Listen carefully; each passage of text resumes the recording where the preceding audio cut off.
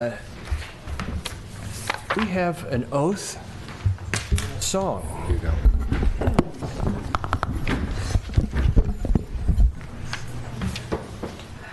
I, Diane Martinez, solemnly pledge that I will support and defend the Constitution of the United States and the Constitution of the State of California as I discharge my duties as a City Council member for the City of Emeryville.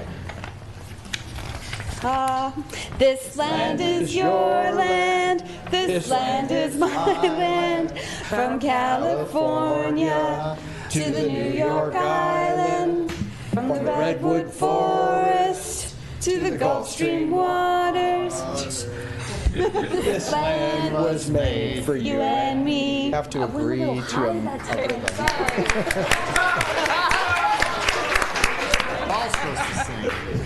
Just once. Okay, special orders of the day. We don't have any. Announcement. Approval of the final agenda? Move to approval. Mr. Mayor, I would just wonder if you might be able to ask folks in the room whether they're here to for the budget hearing or for the small business section of... Yes, raise your hand if you're here for a small business meeting. Okay, and the budget meeting. Okay, well... Okay. Budget's ahead of small business. Yep. Okay, I had a motion by Councilmember Pats. May I ask one question too, Mr. Mayor? Just because. Yes. Was there anyone here for the resolution related to the Amtrak? There was somebody who was invited. I just wanted, rather than make them wait for that the whole evening, I just thought we could take care of that fast, but no. Okay. So, Yeah. okay. Okay. I think it's the regular. So I'll second the motion by Mr. Pats. Councilmember Martinez? Aye. Councilmember Medina? Aye. Councilmember Pats? Aye. Vice Mayor Bowders? Aye. And Mayor Donahue? Aye. Announcement of committee and commission vacancies. As council knows, we just did a big appointment at the June 20th meeting. We had one vacancy that was unfilled, so we're going to start re-advertising for that, and that was on the budget. Yes, so we'll re-advertise that opening. That's all. It's for us. It's for a business representative. Correct. Okay, do any council members have special announcements? In case you didn't notice, bike shares in front of City Hall now. I'm a founding member. It's a great deal, $25 off, suggest you join. If you're low income, you can get your first year for $5 as a bike share user, which I think is awesome. Yeah. I took them out 2 times today, and they work as advertised. They are not paying us. And I've got just one announcement. There is a dive-in movie showing of Moana on July 21st at 6:30 p.m. at our swim center at 1170 47th Street. Dive-in movie. That's a very cute play on words. Yeah. Can you explain what a dive-in movie is? You can get in the pool. Yes. And the pool is heated to a very comfortable 86 degrees. Is that what we decided on? 84, I think. 84. Okay. Slightly less comfortable 84. Slightly less comfortable. Okay, public comment for the consent agenda or items not on the agenda.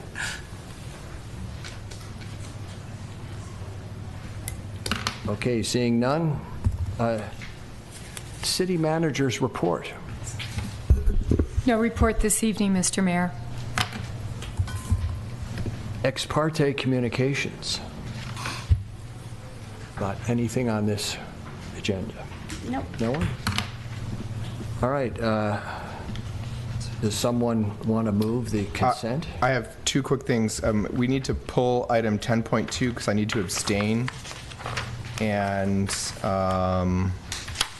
I just had a question about item 10.13 for the Public Works Director, which is related to the contract for the South Bayfront pedestrian bridge. I see that we are extending the contract with a change order, and I'm just curious what the new timeline is for the South Bayfront Bridge as a result. And before we answer that, I have something to pull too, and then we can move the rest of the consent. I've got one note as well. Okay, what do you guys want to pull? 10.7.4, bike share? Is that the bike share expansion? Yeah. Oh, I've got the, yes, Same? one. Okay. So 10.7.4 and 10.2, so I guess I'll pull 10.13 then, and I'll move the rest of the consent calendar. I'll second with the noted changes. Moved by Vice Mayor Bowder, seconded by Councilmember Pats. Understanding that we are pulling 10.2, 10.13, and 10.7.4. Can I ask a point of clarification on the bike share expansion item?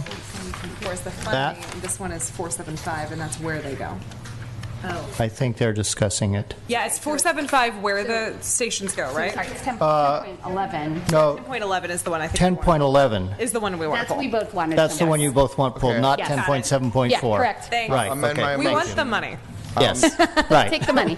I'll amend my motion to approve everything except 10.2, 10.11, and 10.13. And I'll continue my second.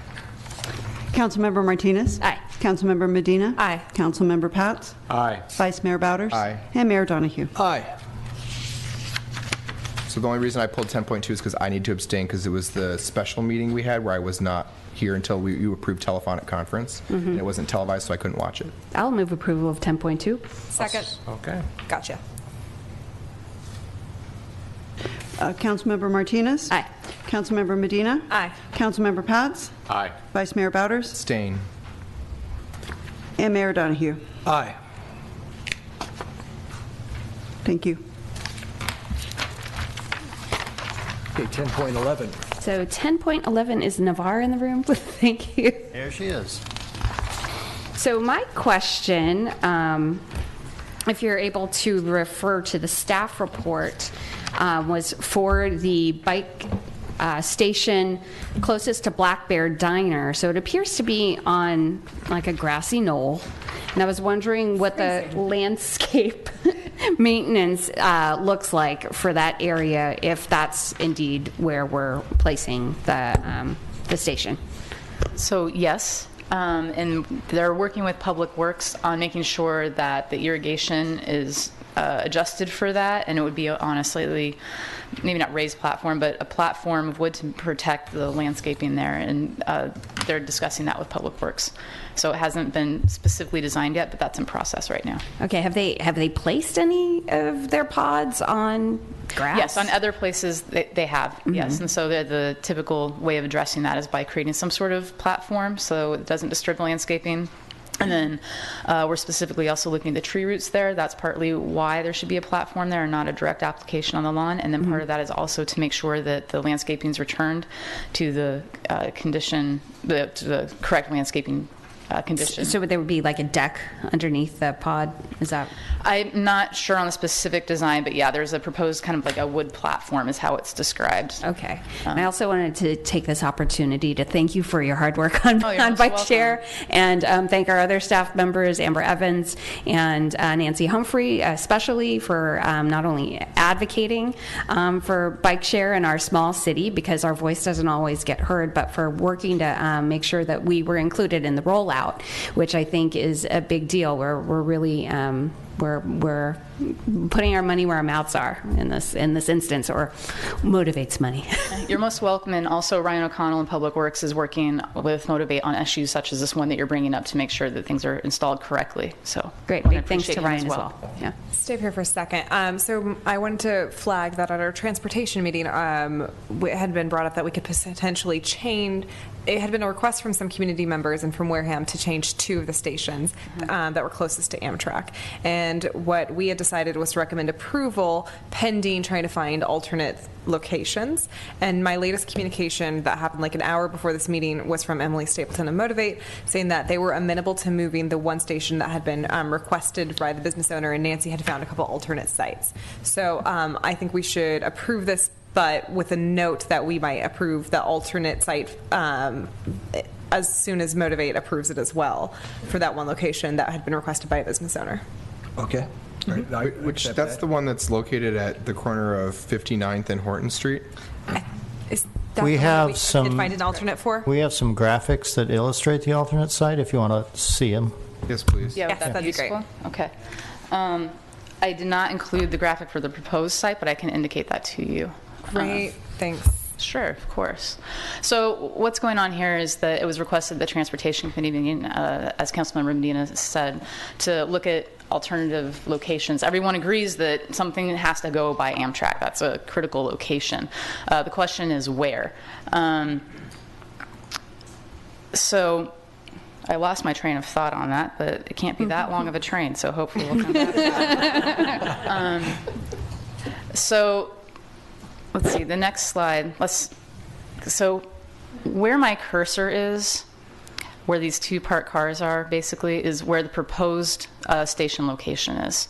Oh, as I was saying, sorry, at Transportation Committee, it was suggested that Motivate, the bike share operator, a council member or someone from Transportation Committee, staff, and someone from Wareham or some of the who is a property owner adjacent to this, and some of the concerned tenants all go out together and look at potential site locations. Well, with the launch this week, that really was not a possibility. Motivate is motivated to get the bike share operating as quickly as possible. So, but soon we'll be able to do that.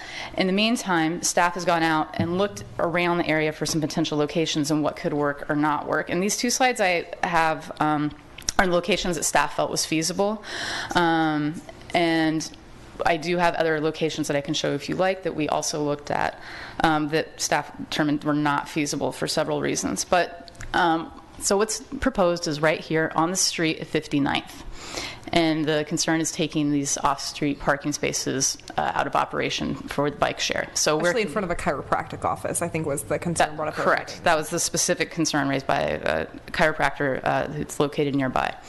So across the street over here at the intersection with Pelledu, there's a little plaza area on Wareham's property. And we went out and measured that, and it's a little bit shorter than the proposed space, on-street parking spaces. But if we made an L configuration, which isn't showed here, but if we made a little bit of an L here, which is a design opportunity with the bike share pods, it would be able to accommodate close to the same amount of spaces, if not the same amount of spaces. So that's one option for relocation. Another option would be, well, is there a place we can locate it directly at Amtrak? And while there looks, from this overhead picture, that there's a lot of cement and everything, when we went out there and measured it, you really need something that's 55 feet long. And that is not an opportunity in really any location, and also providing adequate width for, path of travel and deliveries and all the activities that go on at a train station.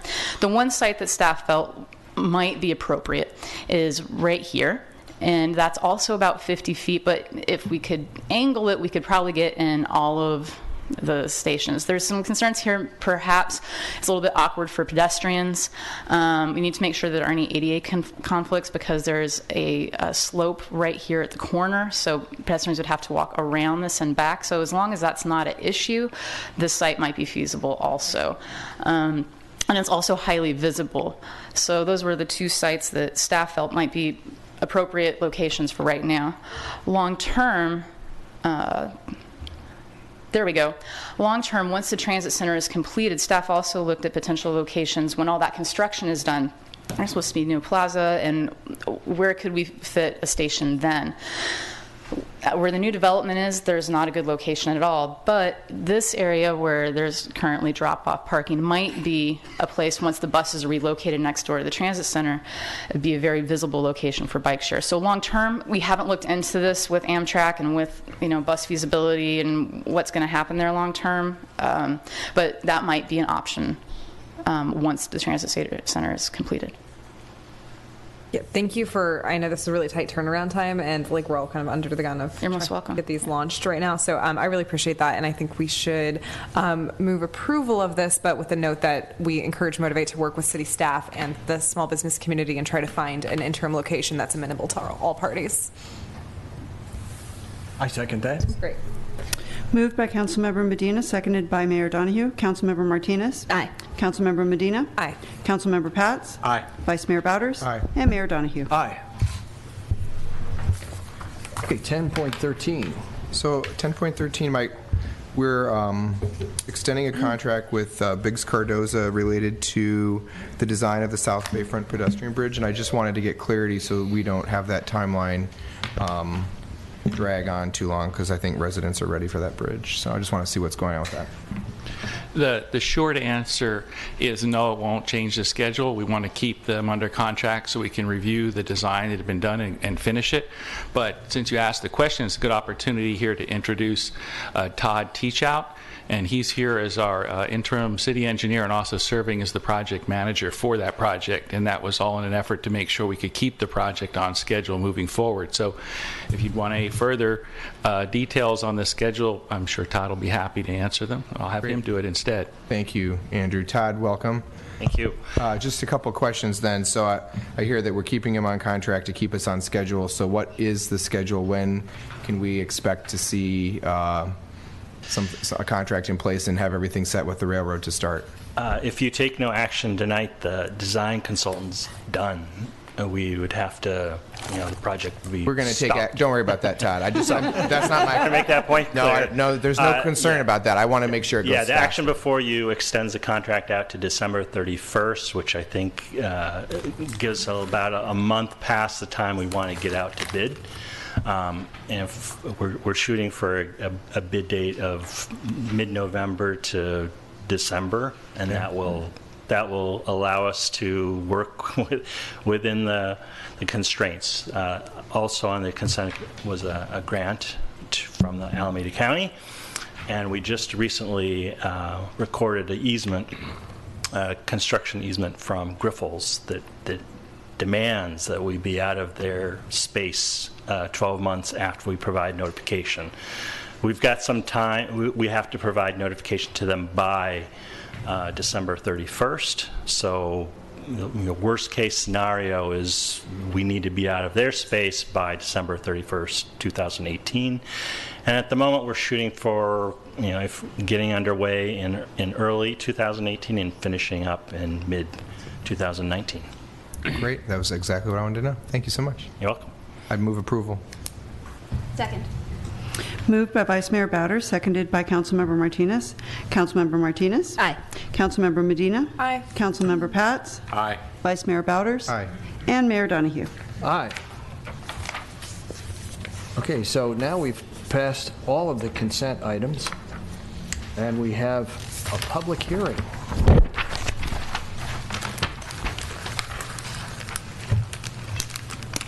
This is a request for a noise ordinance waiver.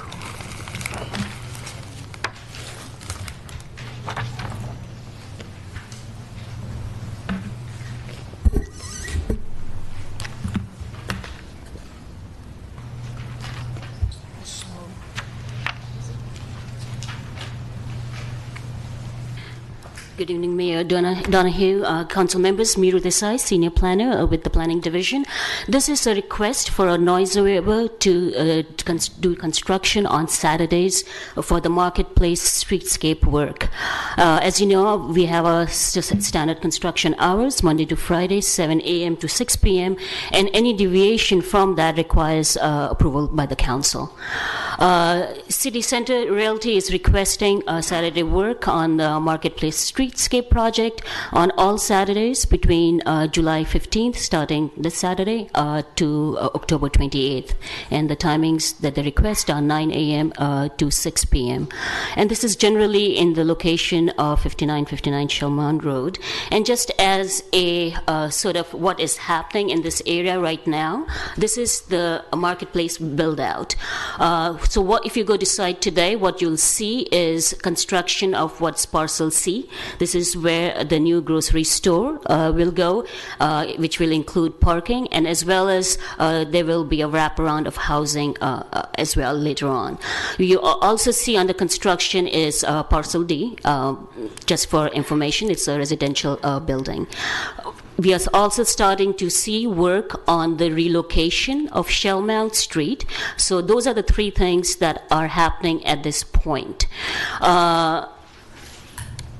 In terms of what the work will be, this is the shaded area is the areas where they are hoping to complete the work, and this is streetscape work, which basically means an installation of curb, gutter, and sidewalks, installation of base rock and pavers, and installation of trees and street lights. In terms of number of employees or crew during Saturdays, it's between 12 and 15. In terms of the kind of equipment, that's all detailed out in the chart that was attached to the staff report. So the reason for request is to accelerate construction schedule to achieve two milestones. One is to open the parking structure on parcel C, that's the grocery store parcel, which will allow start of construction of the Christie Park site, which is half of which currently is a parking lot. The second is opening of the new seasons. That's the grocery store market that is currently scheduled for early November. And if the streetscape work is not completed by late October, then the next possible opening is March. Apparently, these grocery stores are very specific on when they open, and I think they're trying to avoid the Christmas time or the holiday time for an opening. So that would be the next earliest one. Now, just to keep this request in context, in the last 12 years that I've worked here, I have been doing all the noise waivers. I have also been receiving, I'm the contact person for any requests by phone or in person, and you see 1% of the requests that come to me. Out of that 1%, this is the only request, which the reason for which is to accelerate the construction schedule. Usually it's for things such as cement pours, which either take very long time and require undisturbed work, mainly because of that, or some other reasons why it cannot be done during the regular construction hours. So I just wanted to keep that in mind when you consider this request. We are bringing this to you for approval. The reason is that, if I can, is that what it will allow the faster production of is a grocery store and the Christie Park, both of which will benefit all the community residents and not just the developer and his potential residents. And that we believe is a benefit, and it outweighs the inconvenience to the residents in the area while this is happening during construction. And we also notified the neighbors and owners and residents of PPP, Avenue 64, Artistry Apartments. We have not received any comments till date. Because, at the end of the day, if you're living nearby, you can have two approaches. You want your Saturdays and weekends to be quiet, or you just want to speed up the construction and, and have your life back in that sense. So it really depends on, your own inclivity, and that's the reason for notification. So if you hear from neighbors, then that's a different matter. The standard conditions of approval are included in the resolution, and as I said, the standard notification has also been done. So that concludes my presentation. We are recommending that the council approve the request. Tim Bacon of the CCRP is here if you have any questions of him, and I am available for questions as well. Any clarifying questions? This project hasn't violated the NORS ordinance in construction at all before? As far as I know, no. Okay. No questions. Okay. I say we hear from the public.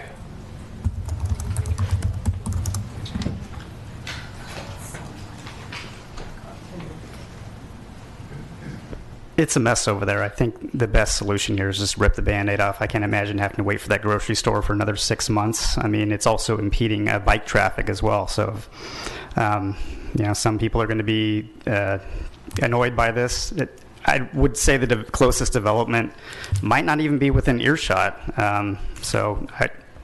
My recommendation, I'm not living next to it, but would be that you grant this and that we get that grocery store, because it's going to be a very nice amenity for this city. Anyone else? Come up here. It is so loud, and I'm right over it. There's trash everywhere. It's a mess, and I would love for it to have my Saturday and Sunday. Just like it's every day, 7 in the morning till 6, sometimes a little later. It's extremely loud. I can't talk on my phone without closing my doors and windows. The dust that has been coming into my apartment. The apartment complex had to waive the fee to get a fan put on my light fixture because it's so bad. Like every 4 days there's like a dust storm if I open my windows. So it'd be nice to have like 2 days not dealing with that. And I get it. I want the grocery store too. And where do you live? I live at the Emmys. I'm right above it. I would show you my phone, but it's about to die. I have like tons of videos because I Snapchat it. It's really annoying. And I'm excited about what's going on, but it's just, it's ridiculous. It's like very loud. Like I can hear it with my doors shut. And maybe if they're providing something, I don't know, but they're not. So I would appreciate it if they did not do that. I can wait for a grocery store. Like I can totally wait. It's obtrusive. So that's my opinion, and I'm sure there's other people that live at the building that also feel the same. It's extremely loud, and I would love for it not to happen. So that's my opinion. Okay, thank you. Anyone else?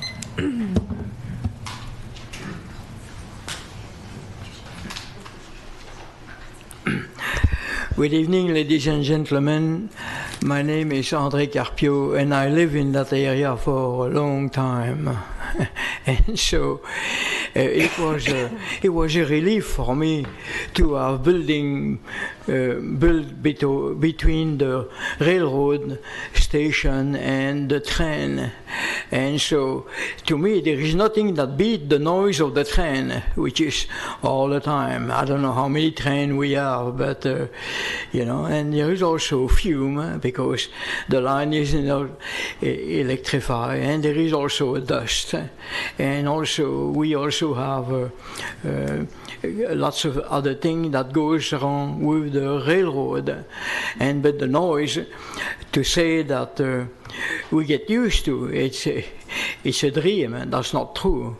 I still hear the train. So basically, you know, that noise waiver is nothing compared to the train noise.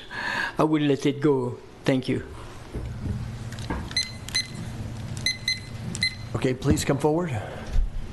It'd be nice if you could say where you live. I live in Emma Apartment Homes, which you is... You can raise it. Go ahead. I live in Emma Apartment Homes, which is right where the construction is. And I am allowed to work from home 1 day a week. And once I tried it, and it was so loud, I couldn't stand it. It's just like, it's really loud, even with my windows closed. Right now it's summertime, and it will be hot until like October, right? So I cannot open my windows because it's loud and there is dust everywhere. So if I would force to keep my windows closed on weekends, it would basically mean that I would have to go somewhere for every Saturday because I wouldn't be able to stay home. It would be hot and noisy. So I can't handle waiting for another grocery store for half a year. We have grocery stores around, but it would be really nice if we could have some rest on weekends. So that's my opinion. Thank you. Thank you.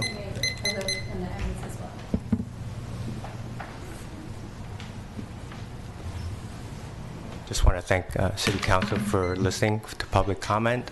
I have to echo the sentiments of those who just spoke in regards to giving us a break on Saturdays and Sundays. It is so loud.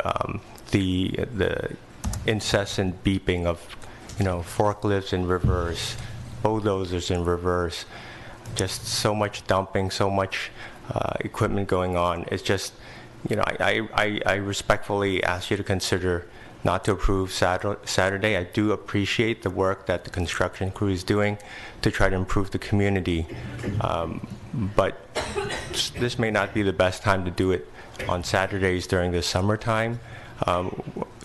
We are residents there. The distance from Emmy, where I live, to the construction site is literally about a 10-foot walkway, and we can hear, and even in that very tall, I don't know the address, but tall white structure, I remember going to an open house there, they can hear all the way up to the 18th floor what's going down there. So it's very disruptive, and I respectfully ask you not to suspend this Saturday noise restrictions. Thank you. Thank you. Anyone else?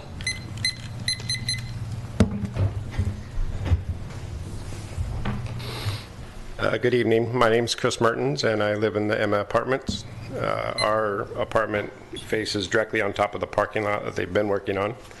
Also, their main building is directly in front of our windows. And the higher up in the building, or I don't know how it is on the bottom floor, but we're on the top floor, and the noise level is literally like we're in the construction site. So the dust is a big issue. We can't close the windows because there is no AC in the whole building. So the building gets really hot. The dust is really bad. There's also the buses that park right there in the parking lot. I guess it's the end of their bus route, and just the bus lifting and dropping to allow passengers in keeps us up all night. So for them to come in on a Saturday, we'd really appreciate to have our Saturdays as a day of rest. Would be great. When we saw that letter, I know several residences posted it up all over the building. They highlighted the letter.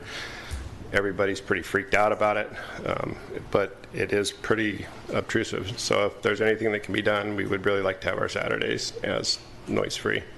I've also noticed certain days that they do work till 9, 10 o'clock at night. I don't know if it's the air conditioning and heating and cooling companies, but there has also been work done after hours, so that has kept us up late on the weekends. So maybe they could look into that too. So it's not just the time frames that they've been given. So I'm also in construction, but I also need my rest too. Thanks. Anyone else? Okay, that closes the public hearing. And discussion? I wanted to, I don't know if anyone from the marketplace would like to come up and answer a couple questions, but if they would, I would be happy to ask a couple real quick. Thank you.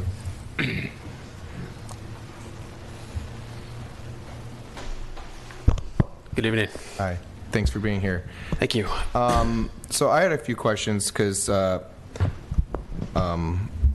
few things were in my thoughts. So I've had meetings with several of the small businesses in the public market over the past few months as you've gone through the construction phases. And I know, Tim, we've talked about trying to make the small businesses' needs be met on a number of things related to signage and other stuff that people wanted to have happen. And one of the things I came in with tonight, and I appreciate all the residents coming out, because we had not received a public comment until today, but the small businesses that are operating in the public market are impacted by construction. And my understanding is that when the garage opens, that one of the things that will happen is one of the challenges has been parking for everybody, is that they've seen a decline in visitors to the public market due to the need to temporarily move parking spaces. And when the garage opens, that is going to alleviate a majority of that problem. Is that correct? That's correct. Okay. I also know, I'll just share with folks briefly, it's not so much a question for him, but I've had conversations with some of the bike advocates about striping on Shellmount Street, and you were very responsive to our concerns about that. We reached out about striping, but they really want to not have a fenced-in space commuting through that corridor. And so there's a challenge here, because I very much hear wanting to have peace of mind and sleeping in the evening. I also know that there are people concerned about bike safety traveling through there. Your construction of the actual grocery store, my understanding is a week ahead of schedule. Is that right? That's right. So it's not you delaying construction. It's actually, we have issues, if I understand correctly, Public Works with EBMUD and other folks related to getting certain things approved on time so they can keep going. Is that correct? That's what we've heard from the developer. Absolutely. Okay. So, I struggle with this too, because I was under, when I was thinking about this before tonight, one of the things I thought was that it might be easier to accelerate the dates in the summertime, and hear me out as to why.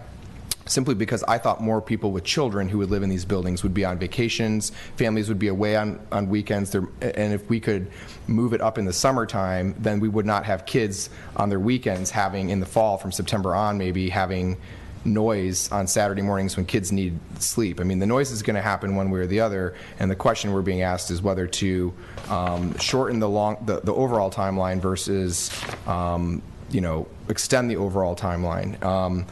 I mean, I respect not wanting to, not caring so much about a grocery store opening.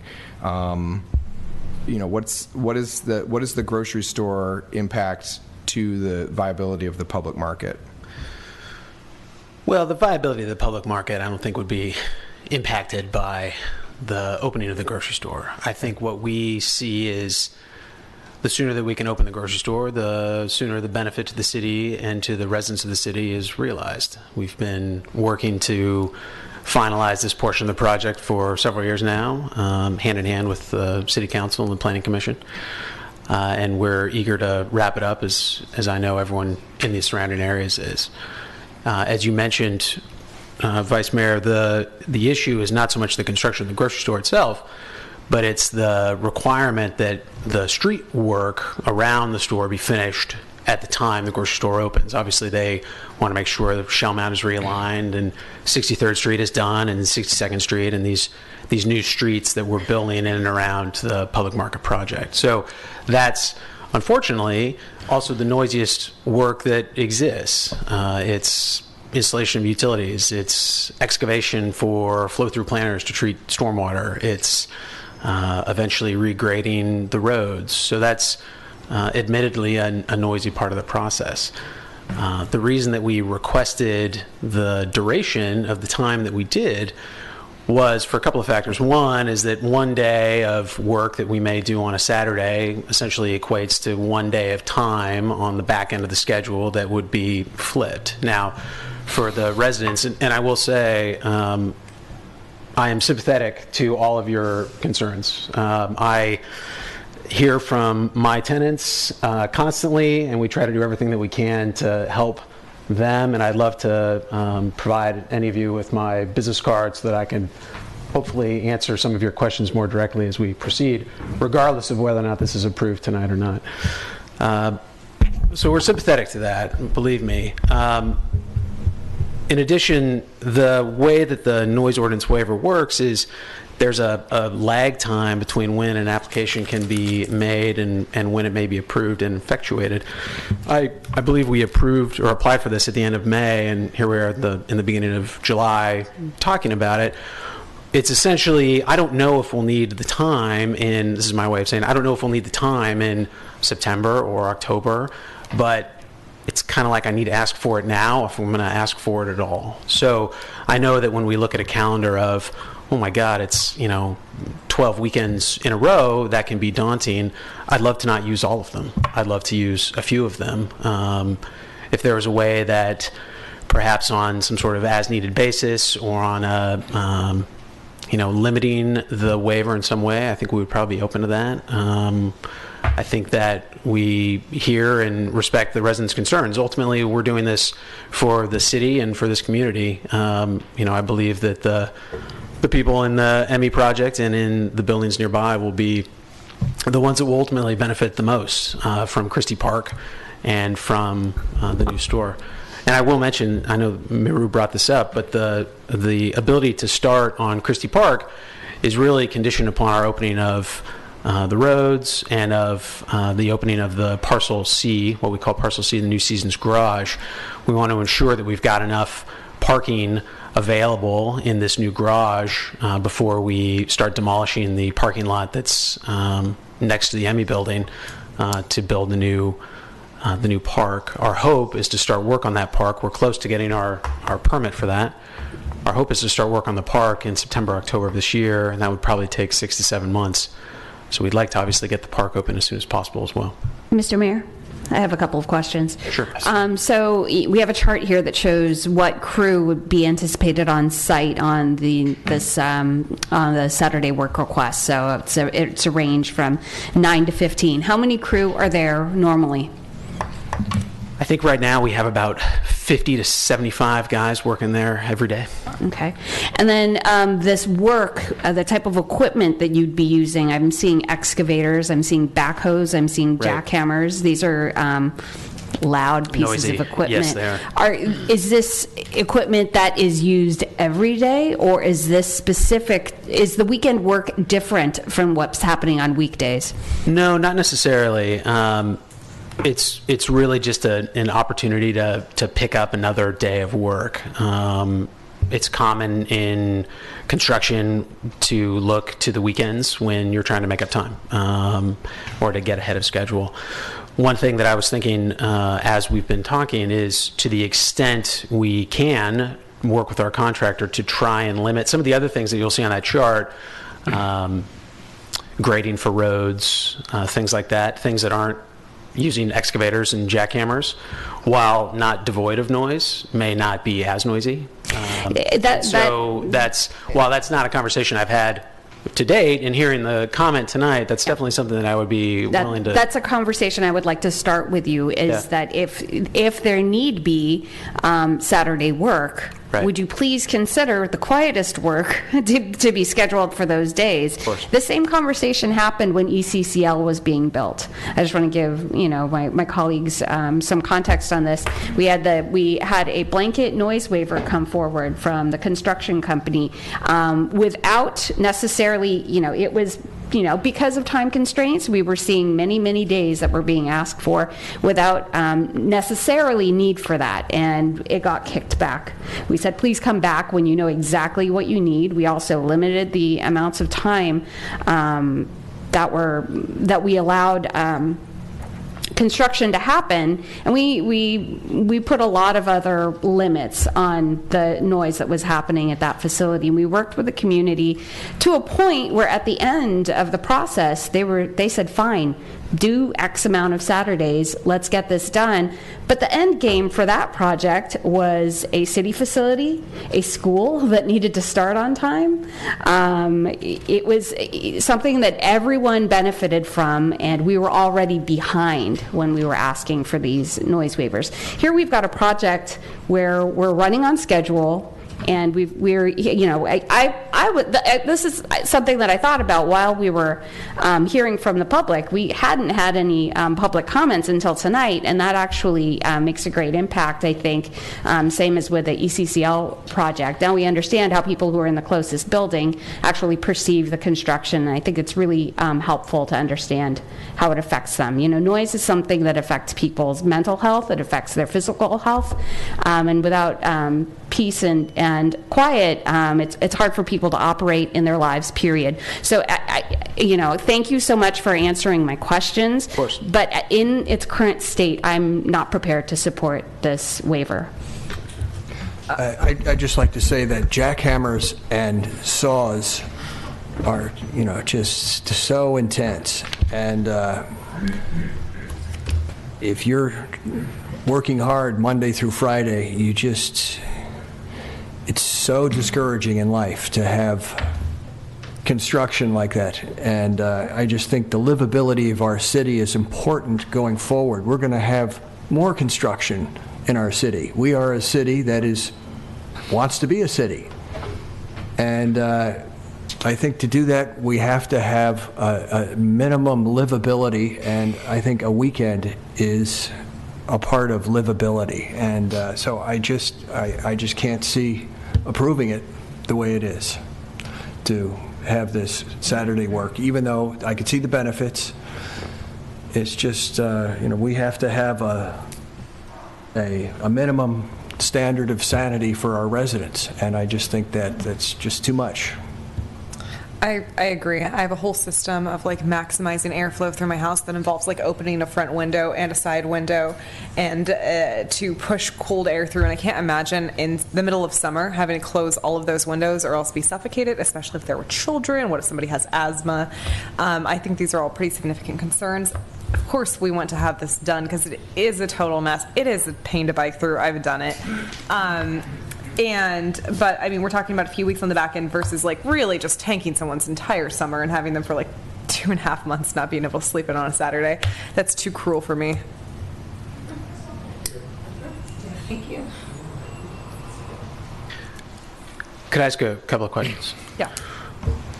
What's the what's the best way to continue a dialogue with the city in a timely fashion in response to some of the resident concerns? I would suggest that you take the numbers of these folks who are in the room and work with them on something that makes sense for the community. Okay. Absolutely. I'm going to be more flexible, so I'm happy to come to a meeting if it would be helpful to sort of facilitate. Sure. If we can choose a smaller amount of Saturdays and which Saturdays those are, maybe Right. ones that don't affect people's schedule with being at home with their families on Saturday mornings as much as this. And I really hope you would take a look at the type of work and the type of noise that's For being certain. produced No, on I these think days. that's- well, one of the things and that- as well as, if some noisy work has to happen, can it happen after noon? Can it happen in a Right. compressed window? Sure. From a practical standpoint, how would the city council, if we're able to come to some sort of consensus with the residents, how would the city council want to see this presented again? Would it be, I guess my concern is there's going to come a point where it does me no good. I could talk to everyone and we could find some great arrangement and then we get it approved in the middle of September and it does me no good. I know the city council has a recess for part of August. All of August. All of August. So We have one meeting We in have a August. meeting in August now. It was not scheduled yet. Is that correct? It's not Yes, scheduled. It will be scheduled, Oh, it will and be? there's only one item Oh. scheduled. Okay, so we are going to have an August 1st meeting, I guess. So I think one of the things that would be very meaningful for me is I heard one of the residents talk about work outside of hours, and it's supposed to be posted, that there's a number for them to call. Sure. And so I think it's incredibly important that I'm talking to the residents now. If they're working outside of hours, then this is dead on arrival for me, because we've been in the situation in the past where people come for noise waivers and they're already violating the noise ordinance. So when you're giving the contact information, make sure that every resident has that number and that you guys know to call it, because if we haven't had complaints, that's how we don't know what's going on. Sure, and I will say that I was, to the extent there's been work happening on that site after hours, it was not to my knowledge and not to anyone on my team's knowledge. So it's helpful to hear that, because then I know who to talk to. And I just want to end on a positive note. Everyone's going to be celebrating when you guys are done. We're going to be at the ribbon cutting. We'll all be shopping at the New Seasons and enjoying it very much, and enjoying the peace and quiet as soon as it's done. So it's, I really appreciate the community members for coming out and sharing your stories, because I think this is an opportunity for you to work together with a developer to make things happen in a timely fashion that also works, so you can live your lives. But to answer your question, I think we can commit to the city council, just if this is the thing that you guys can talk about, caucus on, come back with a solution that works, I think we should commit to squeezing it in, because if it's something that's universally agreed on, then we can approve it fairly quickly. We'd prefer to get, for future reference, some advanced communication. You can email us. We all read it. It goes straight to us. Or call. If you send an email, we will read that in advance of the meeting as well. Can we do that? Can we squeeze it in as a quick item if we can find a consensus here? You're talking about for August 1st? Yeah. For August 1st, Sure. Yeah. I don't have a problem with that. Cool. Great. Well, I appreciate your time. If you guys have to vote, I'll let you vote. I have a question for the city attorney. Do we have to take a vote on this, or can we, if we choose, can we table this or continue it? Actually, better would be a motion to continue to August 1st, and we can then amend any findings at that time or rule on it at that time. Is that correct? That's, so you can continue it. What I don't know, as I sit here right now, is what the noticing requirements would be. This is a public hearing and had to be noticed as a public hearing. So as I sit here right now, I would have to refer to perhaps my esteemed colleague Charlie Bryant about what the noticing provisions would be for a continued public hearing. Well, I don't think the code specifically addresses that. It says there is a 10-day required notice for noise ordinance waivers, and it must be decided at a public hearing by the city council. But I believe that if a public hearing is continued to a date certain, that you don't need to do additional notice. Well, my concern with that practice would be that if we would take public comment again, we would have deprived the public of the ample public notice in the code. So wouldn't the more conservative practice be to just notice it? Yes, we would go ahead and notice it. It's just normally for August 1st, it's a little tight. now. I mean, if we're going to put a notice in the Tribune, we'd have to do it like tomorrow, I think. But we certainly can do we can try to do that, and we can do the mailing as well. Sure. To answer your question, Vice Mayor, this, without looking at the code, the safest bet would be to renotice the public hearing for whatever date you would like to renotice it, and then, assuming that we're able to hit the publication deadlines, then you can then proceed and continue this hearing to that date certain. Yeah, if you were to continue this, say, to your next regular meeting on July 25th, I don't think that would give us enough time to do the required notice. August 1st is, what, about a week later? We probably could make that. I appreciate what Member Bowders is saying. I'm not feeling the need to continue. I feel like we've had a public hearing. We've heard what the public has to say. I know I've come to a conclusion, and I've heard several other people come to similar conclusions. I don't know why we wouldn't want to just start the process over. Because the application for a noise waiver itself would require a new application fee and a new review process by staff. We'd never hear it by August 1st. So it's out of deference to what I thought I heard us say, which was that he's going to go and speak to the community members, right. And if they can reach a solution, great, and if not, then we don't have a solution at that time. But otherwise, this process might not be fully completed because they have to notice it tomorrow anyway. So he's not going to have an application tonight. Yeah. Okay. I think that's the price you pay, right? If you sure, have done the legwork in advance to. Yeah. I'll make a motion to continue this item to August 1st. No. If it fails, then it fails. That's fine. I'll second it. Okay. Got seconded it. Okay, that was moved by Vice Mayor Bowders, seconded by Mayor Donahue to continue this item to an August 1st special meeting, which is going to be set.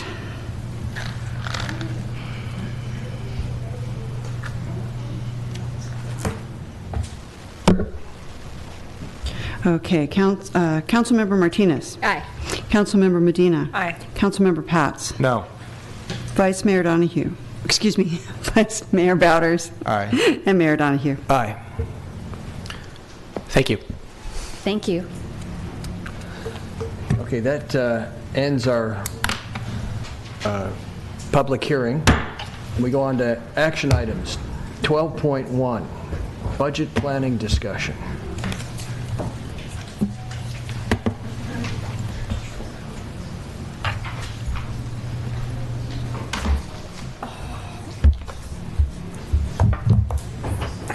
Sitting today. Hello, doing this.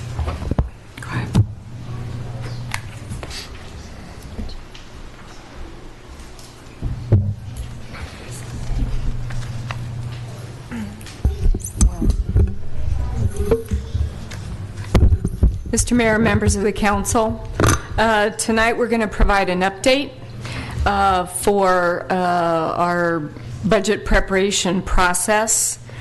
And during the time since our last meeting, we've undertaken several public outreach meetings. We've also met with our SEIU labor group 3 times, and that was very fruitful and helpful. Staff has also met with the Council's Subcommittee Revenue Task Force and also the Budget Advisory Committee, taken all of the input, and we really, within the staff report itself, was intended to provide a simple update. However, because we were able to complete a very productive meeting with SEIU yesterday, it sort of enabled staff to arrive at some proposed areas that we would seek direction from you this evening of a general nature. We don't have 3 alternatives from you to choose from, but we are seeking general direction. And with that, we'd like to walk through what has happened since our last meeting and then pose some questions for you at the end. Good evening, Mayor and Council members. At the June 20th meeting, staff presented the proposed cost reductions, and the City Council directed staff to remove ECDC and dispatch from the list. Without these two programs and deferral of staff reductions to fiscal year 18-19, the general fund cost reductions total $1.1 million in fiscal year 17-18 and $2.1 million in fiscal year 18-19. The budget gap, it's projected to be $1.5 million in 17-18 and $3.2 million in 18-19. After subtracting the general fund cost reductions, the projected deficits are $424,000 and $1.1 million. Subsequent to the June 20th meeting, staff met with stakeholders and identified further cost savings. The more significant cost savings are associated with ECDC. The numbers presented on this table assumed a 10% fee increase in both fiscal years and assumed that 3 vacant full-time positions will be replaced with 4 part-time positions. The CalPERS interest savings is based on the assumption that the city will pay down $4 million of unfunded pension liabilities by October 31st, 2017. I will discuss more about the savings in the next 2 slides. With the further savings, the projected deficits are $280,000 and $755,000. This table presents the savings by payment options. CalPERS provided some savings estimates using the June 2015 actuarial report. CalPERS will be able to provide more precise numbers after the June 2016 actuarial report has been issued, which is expected in August 2017. As you can see from the table, if the city chooses to pay down $4 million of unfunded pension liabilities, $113,000 in savings is expected in fiscal year 18-19. Over a 30-year period, savings in $10 million is expected. I will come back to the question on this slide after presenting the next slide. This table presents the savings for the police pension plan and the miscellaneous pension plan. As you can see, if the city choose to pay $2 million for each plan, savings of $56,000 is expected in fiscal year 18-19 for each plan. The question is, does the City Council wish to pay down the unfunded pension liabilities, and how much? Staff recommends $4 million to achieve greater savings. Would you like to discuss about this amount? How did you arrive at 4 versus 5 necessarily? At June 20th, it was one of the council meetings in June. The City Council discussed $2 million and $5 million. So we reached out to CalPERS and asked them for information in this range. And if you pay $5 million, you achieve greater savings, but you also take a risk as well. If CalPERS makes an investment, in about a year, you lose your investment, right? The cost will go back again, but you are still better off because you will be able to accumulate more interest income and rebound quicker than other cities without making those payments. Okay, so $4 million has a little bit lower risk. Right. It's really up to the City Council.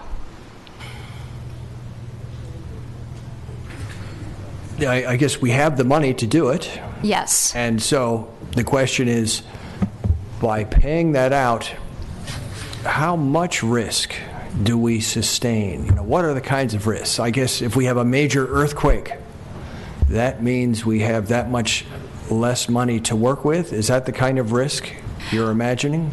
Well, no. When I mentioned about the risk, I was talking about the investment risk. If you give CalPERS the money in about a year, the stock market crash, right?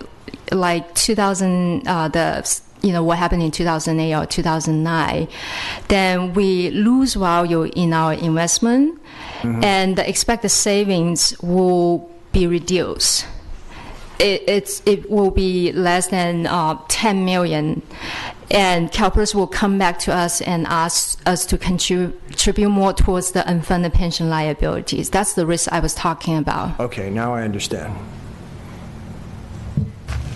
Mr. Mayor, can I actually ask Susan for a little clarification?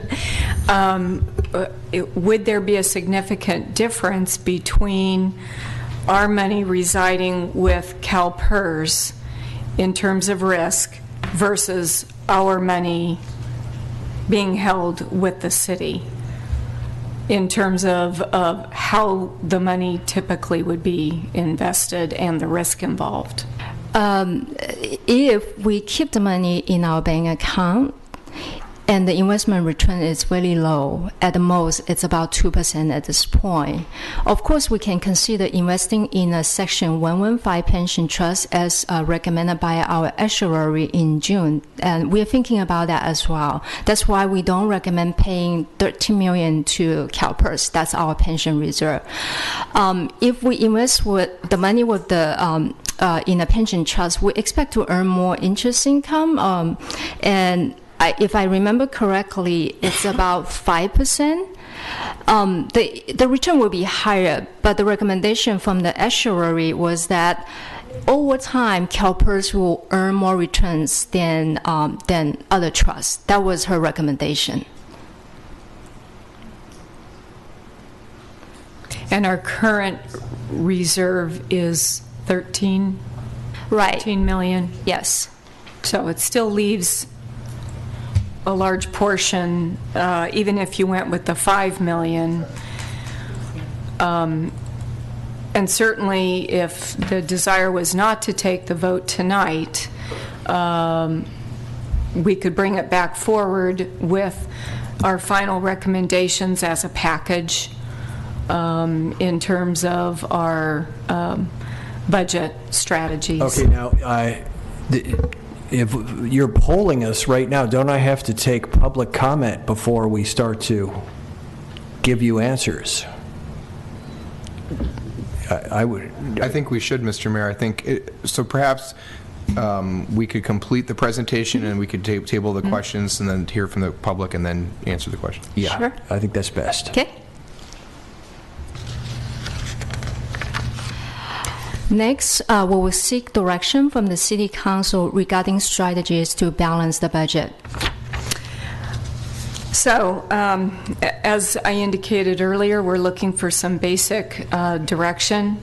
So, with regard to year one, the current fiscal year that we're in, 17-18, we have a projected deficit currently of $280,000. I will note that that is significantly lower than what we started out with several weeks ago. And so our continued efforts and input and suggestions and ideas from the various work groups have been very helpful. So with a $280,000 deficit shortfall, does the City Council want to balance the budget in year one with general fund reserves? During the first half of this fiscal year, we will be doing the work to develop the revenue building strategies, the workshops, the consultants that we will have on board, consideration of perhaps ballot measures in discussion with our subcommittee task force, revenue task force, to develop strategies that could impact the election of November of 2018. And all of these things will kind of track moving forward concurrently while we consider what position we may be in with regard to the outlook for raising revenue. And at the same time, we would be working through a transition plan for this fiscal year of both resetting our service expectations as well as trimming costs where appropriate. But it is important to note that once we get into fiscal year 18-19, we can see that what we are proposing that the council consider would be, if there are any workforce reductions, that not take place until effective June 30th of 2018. And that's included, so that $280,000 shortfall includes? Yes, that deferral, you might say. Yeah. I have a question. So this, I'm sorry, the math makes no sense to me right now because we're projecting a budget deficit in 17-18 of over $1 million. Am I right? 18-19, it's well. For 18-19. For 18-19, it's about 755,000. So I guess what are the assumptions that are underlying this? So are we assuming that that menu of things has been accepted? I mean, the council hasn't decided on any of those things. So I'm trying to figure out, I mean, there's assumptions here that aren't being stated. Well, they are stated within... prior slide, you have them yes. up there, but we haven't voted to do any of those things. So this is correct. A false question because you're asking us to decide whether to balance the budget with fund reserves, and we don't know how much we're actually going to be balancing because we haven't given any direction on that. So I don't understand the exercise, I guess. Okay, so on slide 3, if we go back and look at that, it does necessarily, in order to make a projection, require that council weigh in on the assumptions that you wish us to make. This does not mean that you are making a final decision, but it does assist us in formulating the proposals for what I anticipate will be an August 1st final direction meeting. So if you look at again at slide 3, it indicates, and this is from staff trying to assimilate and absorb the various concerns that have been expressed by the various stakeholders.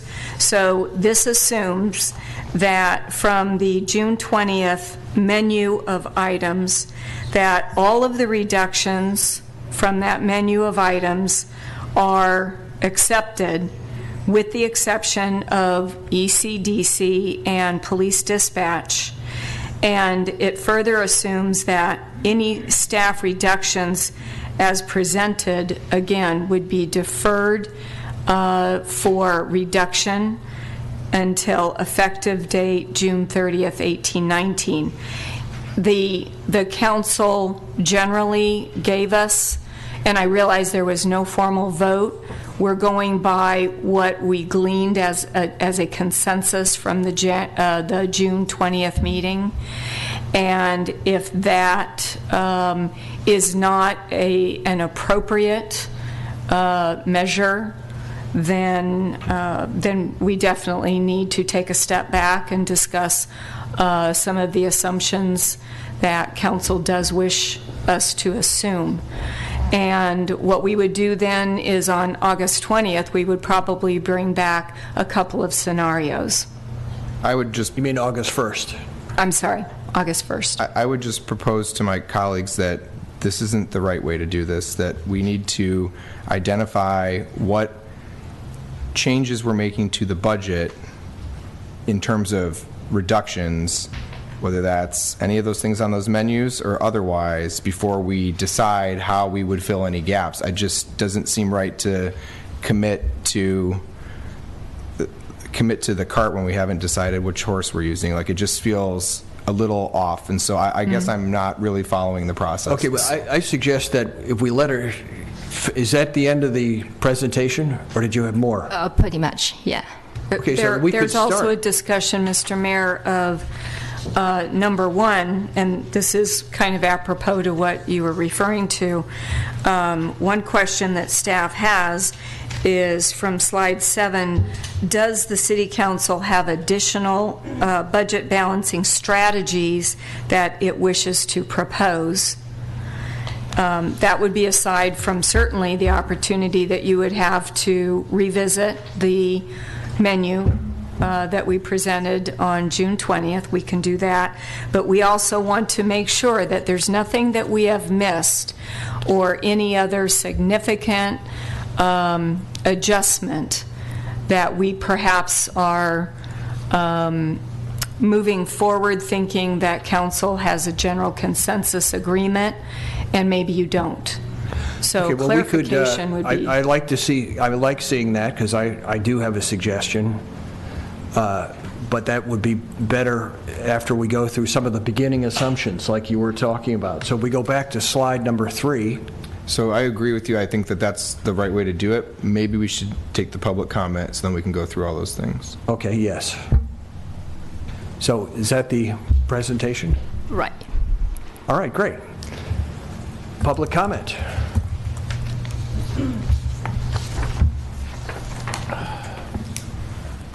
Good evening, council members. Samir Desai, speaking here as Emeryville, SEIU Emeryville chapter president. So I'm a little unprepared since these are numbers, and to respond to them precisely is almost impossible. However, I'm going to hit a few points. First of all, I would like to acknowledge the fact that elimination of ECDC and the outsourcing of the dispatch is off the table. We are breathing easy. I'm not hyperventilating anymore.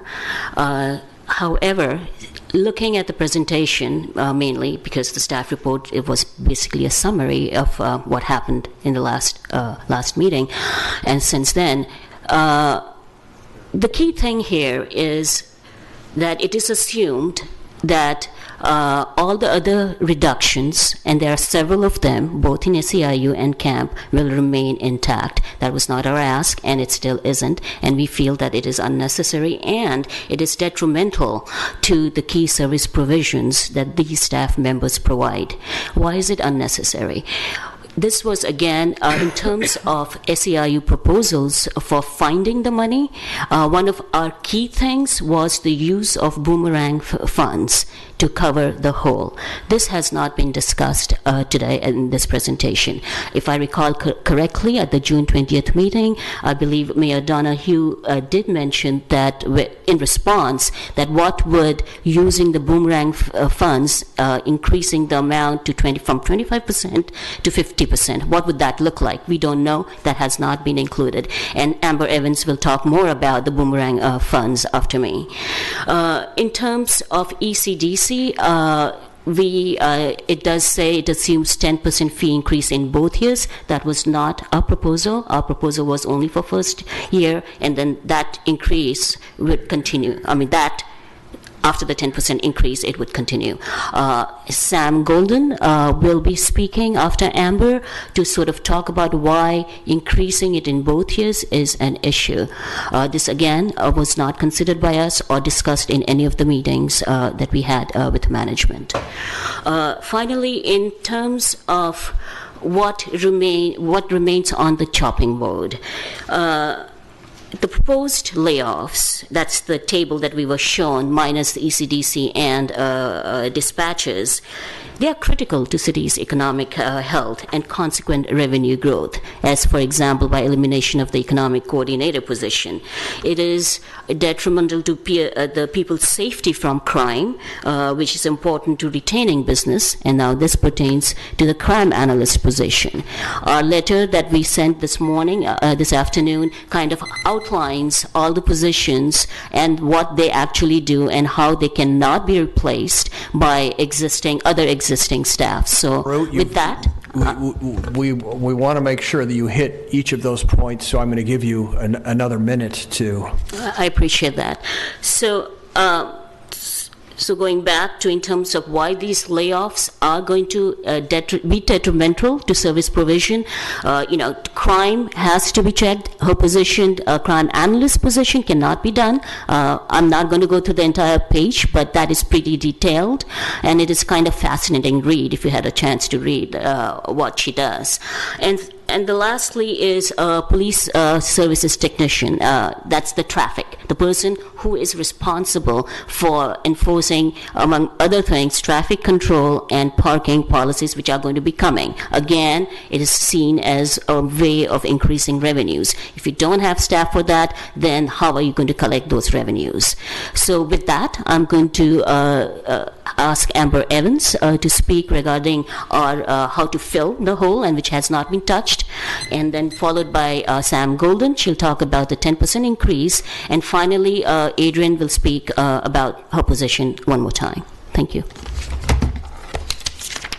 Good evening. I'm Amber Evans, Community Development Coordinator to the City of Emeryville. And I think you've been really challenged by the fact that you're trying to look at an operating budget that effectively puts $28 million of general fund dollars into capital projects, and you're not looking at capital projects. Other cities are facing PERS, but they're not trying to build everything that's supposed to last for the next 50 years with ongoing property tax revenue. So if you have a policy of using one-time money for one-time capital, how about looking at a corollary of using ongoing tax increment, your general fund, your property taxes, that's what's in the boomerang, first at looking at your gaps in your budget, and then only looking, if you have excess, to putting that in capital. That $28 million that's sitting in capital has a couple of different sources, one of which you heard quite eloquently tonight, could possibly be replaced by bond revenue. And in excess of that fund, you could do a better job, more projects, address affordable housing, do two different bonds, do one that's doing infrastructure that's on our existing list, and do some affordable housing. Additionally, we need staff to do things like the Arts Center. Well, the Arts Center has $5 million of general fund in it. If we can talk with a private developer, and the city has been approached by private developers, to take $5 million of general fund out of that, that's 4 years of this $1.3 million of general fund we're putting into capital projects. We can put that into operations, and this deficit disappears. I'm very confused by the assumptions here that on one hand says we're going to have $1 million general fund reductions, but they're not happening until July 1. We can't do both, but we could use the boomerang funds or property taxes. That's all they are. They're just property taxes, and use them to identify this shortfall.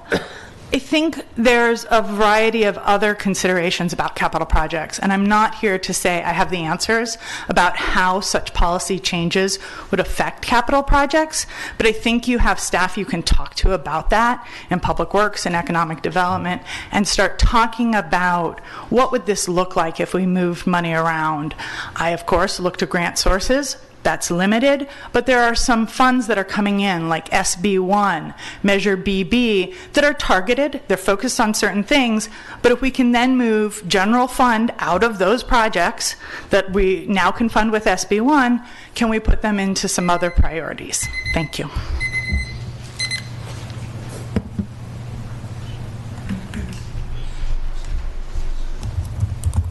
Hi, good evening. My name is Samantha Golden, and I'm a staff member at ECDC. And I just wanted to speak briefly to this 10% increase that is in this report for the next 2 fiscal years. The city manager released a notice to the parents the other week that we had already approved the 10% increase for the upcoming 17-18, and we've had lots of parents coming in concerned that that was going to be an ongoing thing. We've got parents that have multiple children, so this is like a $300 to $400 per year or per month increase every year, so this is just not feasible. In the meeting that we had on July 3rd, I spoke to the fact that between the 14-15 fiscal year and 15-16, there was no fee increase at ECDC, and then the following year there was only a 3%, and now we're hit with a 10% the year after that. So we're talking about going from 3 years of a 3% to 2 years a 20% increase. And when I brought this to the attention of the assistant city manager, who was the community services director at that time, she said that the reason they brought an increase to the council and they rejected it to keep the program affordable. So that just comes back to the same point, like we cannot have an affordable quality program that doesn't cost any money. And in that meeting we discussed lots of ways that we can find, you know, places in the budget to decrease costs, and it's just, I think, really unfair, and it's really just a shortcut and a cop-out to try to just put that 10% on the families and say that they have to shoulder the burden of mismanagement from years prior. So I just would like that to be considered. And what we did discuss in that meeting was a 3 or 4% annual increase, which if the concerns that they had was to cover the cost of living increases and salaries of the staff members, which is about 3 to 4% a year. So that is reasonable to me, a 10% increase. That, to me, it's just, instead of doing more work to find better budget goals, they're just trying to raise the fees on the parents. I have a question for you. Mm-hmm. Yeah. Are you saying that a 10% fee increase immediately wouldn't work, would be unacceptable? Well, that's... Or that they could sustain one 10% increase, and then in the next year it would be more normal cost of living type increase? Yeah, at the new master fee schedule that was approved on June 20th already did a 10% increase, which is going to be going into effect for the parents on September 1st of this year. And the parents have stomached that. They understand because of what's going on and basically fear of the center closing, they're willing to pay that increase. But I've had several parents say, like, oh my God, is this going to be every year? Because they can't afford that. Okay, thank you. Yeah, thank you.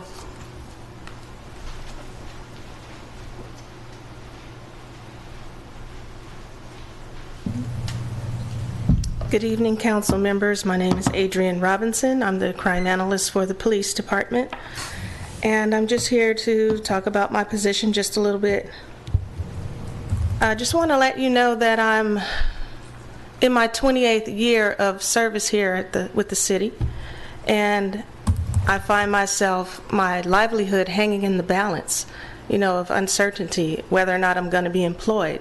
And I'm looking at retiring in the next 4 years, which is right around the corner. And I'm just asking that you would consider the recommendations that my colleagues have mentioned to you today. And I just want to say that when I saw my position deemed to be shifted to a computer system to do what I do, is behooving to me. Because when you are looking at police reports and analyzing those reports for patterns and series of crimes that are occurring in the city, looking at the time of day, the day of week, the location, the suspects that are committing these crimes, a computer by itself cannot do that. It takes human eyes to actually go through all the documents. It takes a human person to look and search in other databases for leads with these crimes. It takes a human person to call other police departments to see if they have similar incidences going on, occurring in their city. And if they do, maybe they may have a lead that I can provide to my detectives. I am a support to the criminal investigation section. I am a great resource to the department. People have confidence in me. They come to me to ask questions. 9 times out of 10, I know the answer. If I don't know the answer, I can find it. So, with that being said, I'm just asking that you would consider the longevity, the dedication, the hard work that we all do here. We all do a great job here. We contribute to the success of this city, which speaks to the high approval rating that we get every year. I'm a part of that. Nate is a part of that. Everybody else in this city is a part of that approval rating. We all work hard. I know I do. I love what I do. It's been a career for me for the past 28 years. And to have it just blown away like that, I just can't understand, especially when the economy is healthy at this point. We're not like we were in 2008 when there was a recession. We didn't lay off anybody then. We did not do any work furloughs at that time. So I don't understand why we have to lay off people, suspend positions. I just don't understand. So I'm just asking that you guys would consider the recommendations and hopefully come to a resolve. Thank you. Thank you.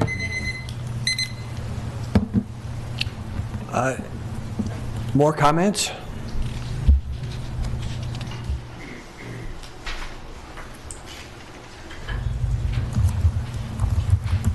Good evening. My name's Bill Reuter. I'm speaking as the chair of the Budget Advisory Committee, and I regret to say that I have nothing to contribute that will help you make these hard decisions. In fact, my committee has not addressed in detail the issues you're about to confront. The last time we met, we explored enhanced revenue options. The details, and I haven't really had a chance to take a look at the report that's before you right now. So I regret I can't really help very much.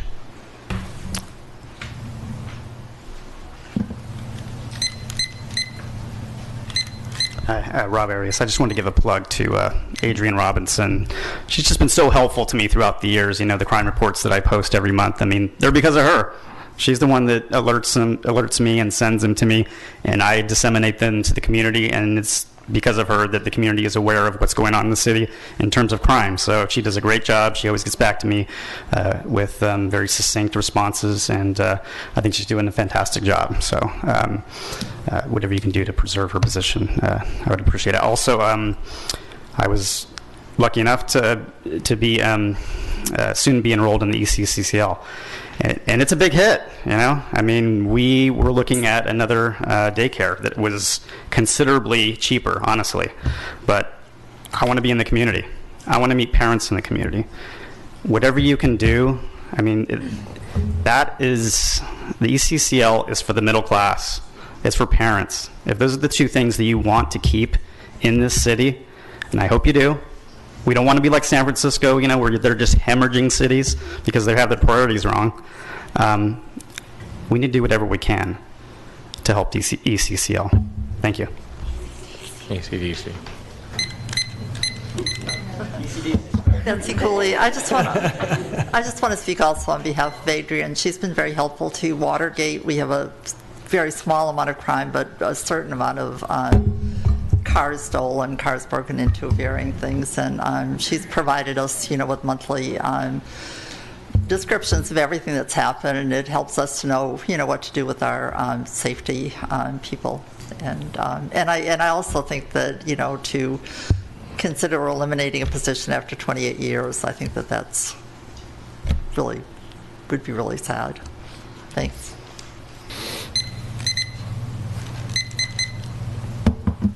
Anyone else? I won't need this tonight. I just want to say a couple of things, and that's around the childcare, which supports many families across the economic range. And I think we need to go back to the corporations that are in town. As I said last time, when ECDC first started, they were much more, what shall I say, generous-spirited and generous-minded and more community-minded in terms of giving money to support the center. And I think the way it worked was so many slots were held for them, for their workers in the different companies. And I just think it's probably a good conversation to have with the corporations in town around supporting the community, and one of the ways they can do that is to invest in early childhood.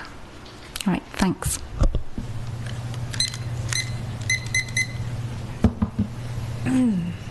Anyone else? Okay, thank you. So I recommend we start going through this slide 3 and talk about what the meaning of some of these are, the assumptions behind some of these decisions. And like the whole concept of the general fund interest income. If I could make a quick note about process, I think the point of us having a really long budgetary process was so that we can have really informed discussions and kind of digest information and discuss it together. When I get an email at 4:21 p.m. the day of the meeting, I didn't have time to digest the slide at all. I was still at work at that time. And so I don't know fundamental things like we're looking at this $94,252. What part of it that's from positions and what part of that is the fee increase? And for the next year, if we do another 10% increase, then what is that breakdown there? And Mr. Mayor, just, again, we wanted to bring as much information forward tonight as possible, knowing that we had just completed a very key meeting with SEIU yesterday, literally about 4 o'clock in the afternoon. So we knew that this was going to be a very limited discussion. We had intended to provide an update. We decided to try and put out there whatever we could at this time.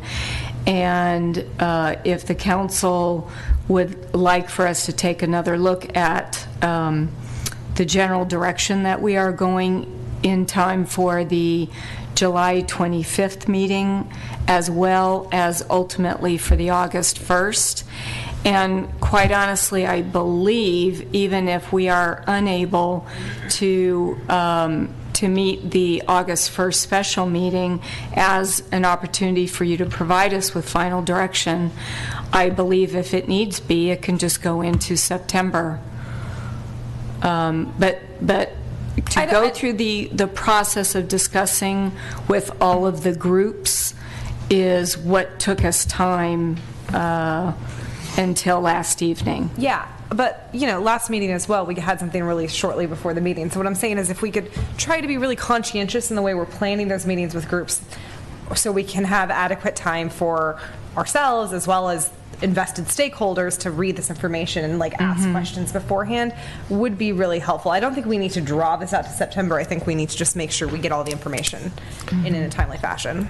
Special meetings are also a possibility for the council to direct us to set additional meetings. Maybe I'm not being clear. I was asking to have information sent well in advance of an hour before a meeting. I think it's because we just had a very key... Great, okay. Okay. No, I'm not. Okay. I'm sorry. I want to echo what Councilmember Medina is saying, because I do think getting all this stuff out is important. I had the pleasure of going to the League of Cities fiscal workshop. Sorry, I've been on the road for the last 3 weeks. Somewhere in the middle of there, I was in Monterey at the League of Cities.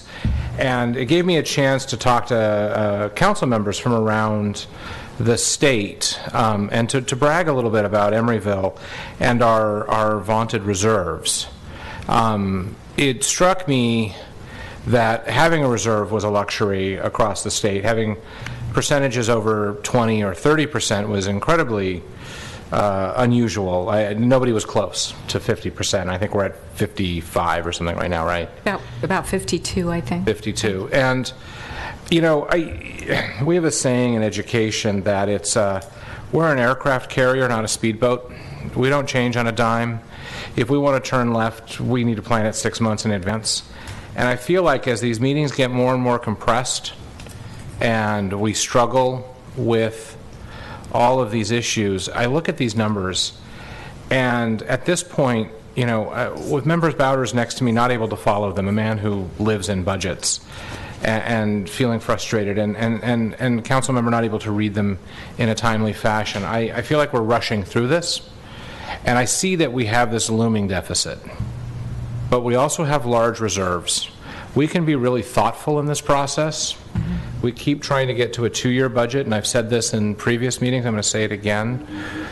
If we need to spend down some of our reserves so we can come at this thoughtfully, with a lot of time and a lot of transparency, then we're not going to be stuck here where we're calling special meetings in August when we're supposed to be off. We're not going to be sending letters to families saying, oh, we're going to do a 12% increase. I really feel like this process has gone wrong and off the rails from the very get-go. I think there was a focused and predetermined solution that turned out not to be the right one, and now we're sort of backtracking, trying to fill. We have a lot of reserves, significantly more than anybody else. And I'm in favor of keeping those reserves, and I want to keep them large. But I'm not in favor of doing it so that we cut the city services and do things that we are supposed to be doing. And so, you know, if this process had been done correctly, I wouldn't have to advocate for spending down the reserves. But I feel like there's been nothing but confusion and last-minute information around the budget that, you know, to continue with my marine analogy, it's time to cut bait and say we have a budget for this year, and let's start focusing in on next year's. And we know we're going to come in, you know, with a deficit, and we're going to cut into our reserves, but allow us to make these thoughtful and intelligent cuts in a time with time. So that's my comment. I would still like to take some time tonight to see if we can make some progress on some of this, you know, going through it so we can understand line by line what these suggestions are. We're going to have to do it sometime. I think now is the time to get on it.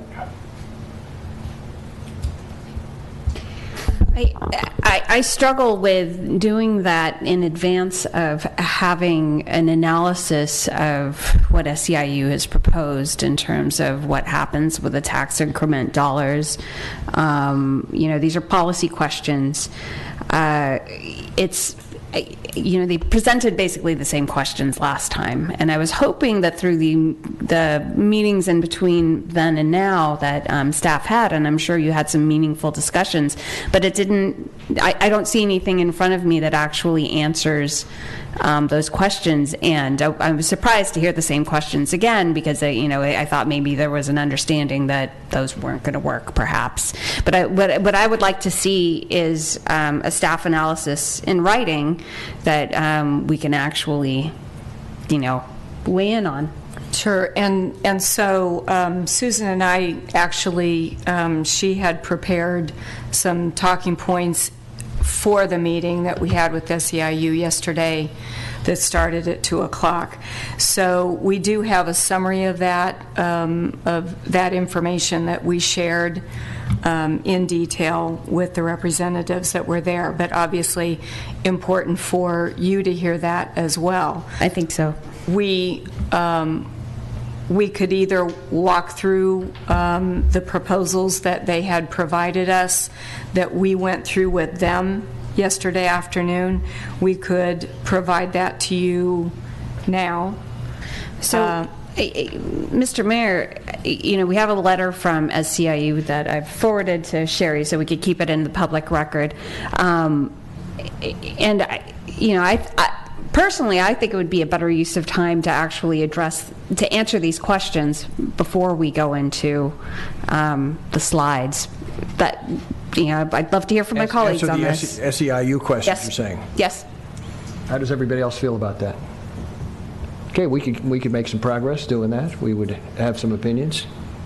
Because this goes to the very essential question of are these viable solutions? Well, and yes, and looking at, in large degree, they are shifting the money and they are looking at reserves, impacting your reserves, which will be a different policy direction than what the council has set. That's correct. And that certainly is, when we ask the question toward the end of this presentation, are there other budget balancing strategies that the council wishes to propose?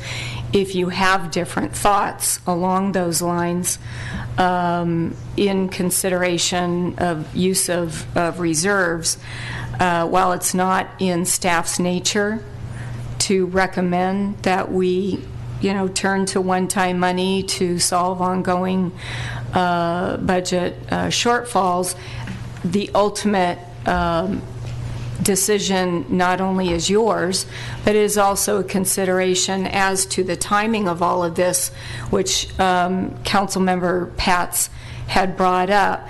And along the lines, I think we did hear a concern at the last meeting about being thoughtful, taking the time, and so on, which is why I had discussed with several of you individually that we would like to consider year one that we are in as a transition, as an opportunity for us to carefully consider what these reductions would look like, ways that we can put in place the cost savings measures that we have already identified, and to move along the track of evaluating how likely it would be that we can be optimistic about revenue measures, and I feel like we should know that in about December.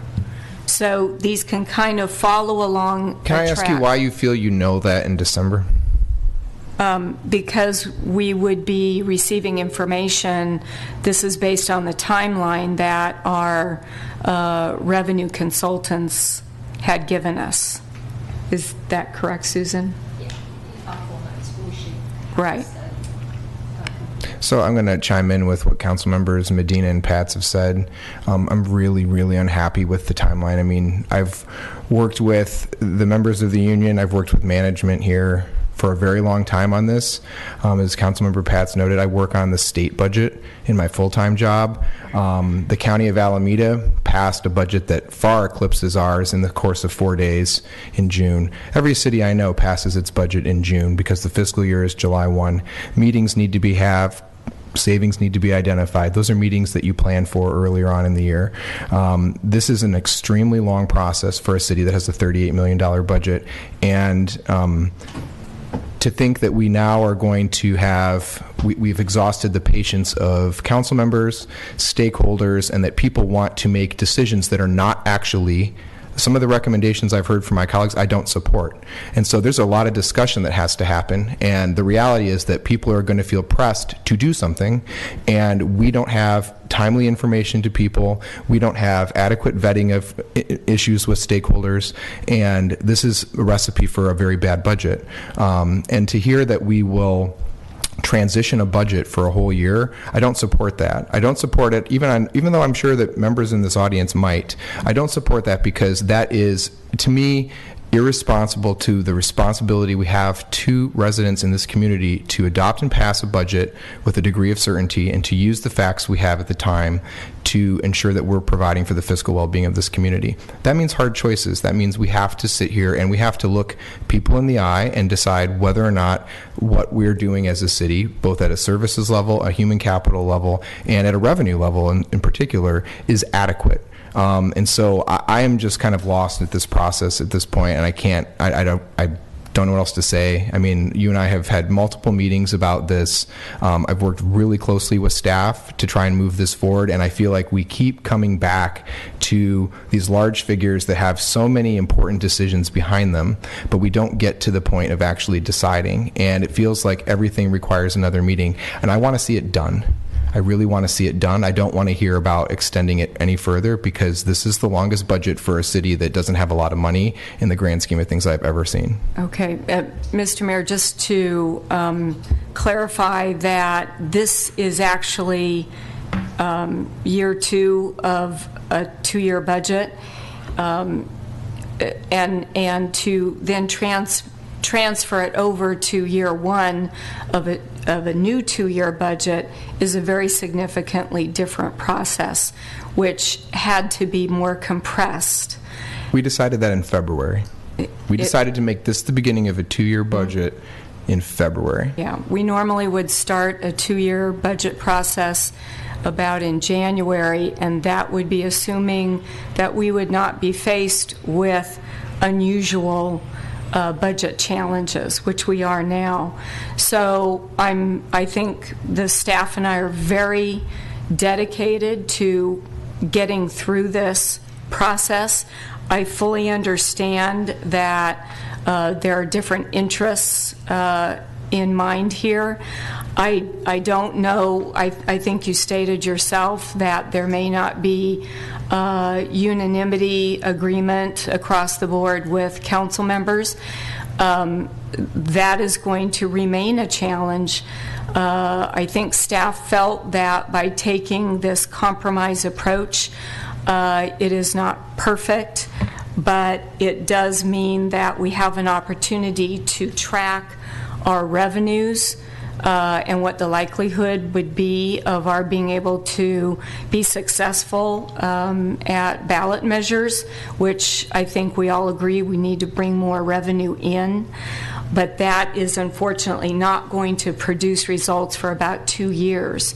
So, you know, as we have said, you know, we are certainly not trying to be resistant. What we want to do is continue to reach out to the stakeholders as quickly as we can. I think we have been marching forward on that. I will take whatever direction and better ideas that the council has, but I think we do need to talk about going through the menu. I did get the idea that there was general consensus on that. We did remove the items that the council directed us to do, and I think we have worked down the budget deficit very significantly for both years. And so it really is not a number that I believe that we cannot rise above. In year one, quite frankly, a number like, I think it's 280,000. While we don't like going into the reserve, I believe that that is a number that is doable. I think that is reasonable for us to be able to take the time to look during this year, track every month and track the progress that we are making and how we are achieving our revenues and how we are staying within our expenditures. The council at any time during this year can continue to make adjustments. This is not a do or die situation.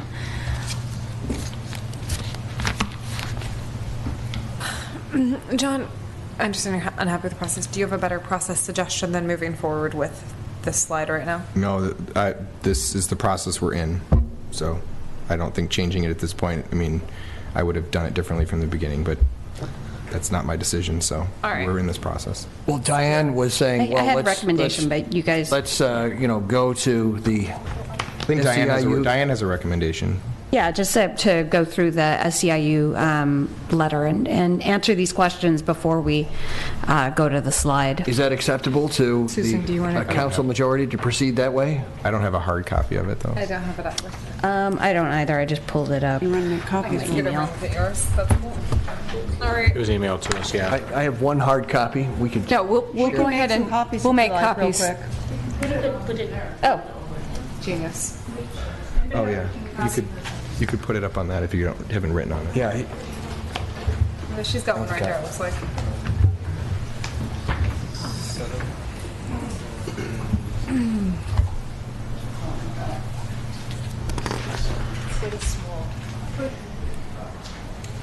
so question number one, is the council willing to reallocate the residual tax increment boomerang funds by another 25% or additional $1.3 million in 2017-2018 year one from capital investments? Is the council willing to continue this reallocation in 2018-2019 year two as well?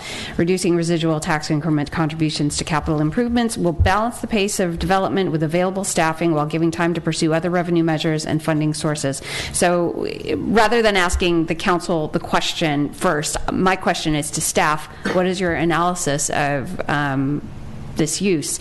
This is what I was hoping would have been resolved in the meetings between staff and the labor group, but I'd like to hear This is what we advised at CIU yesterday. As part of the budget development process, we are analyzing the capital projects with Public Works and other departments to determine which projects will be impacted.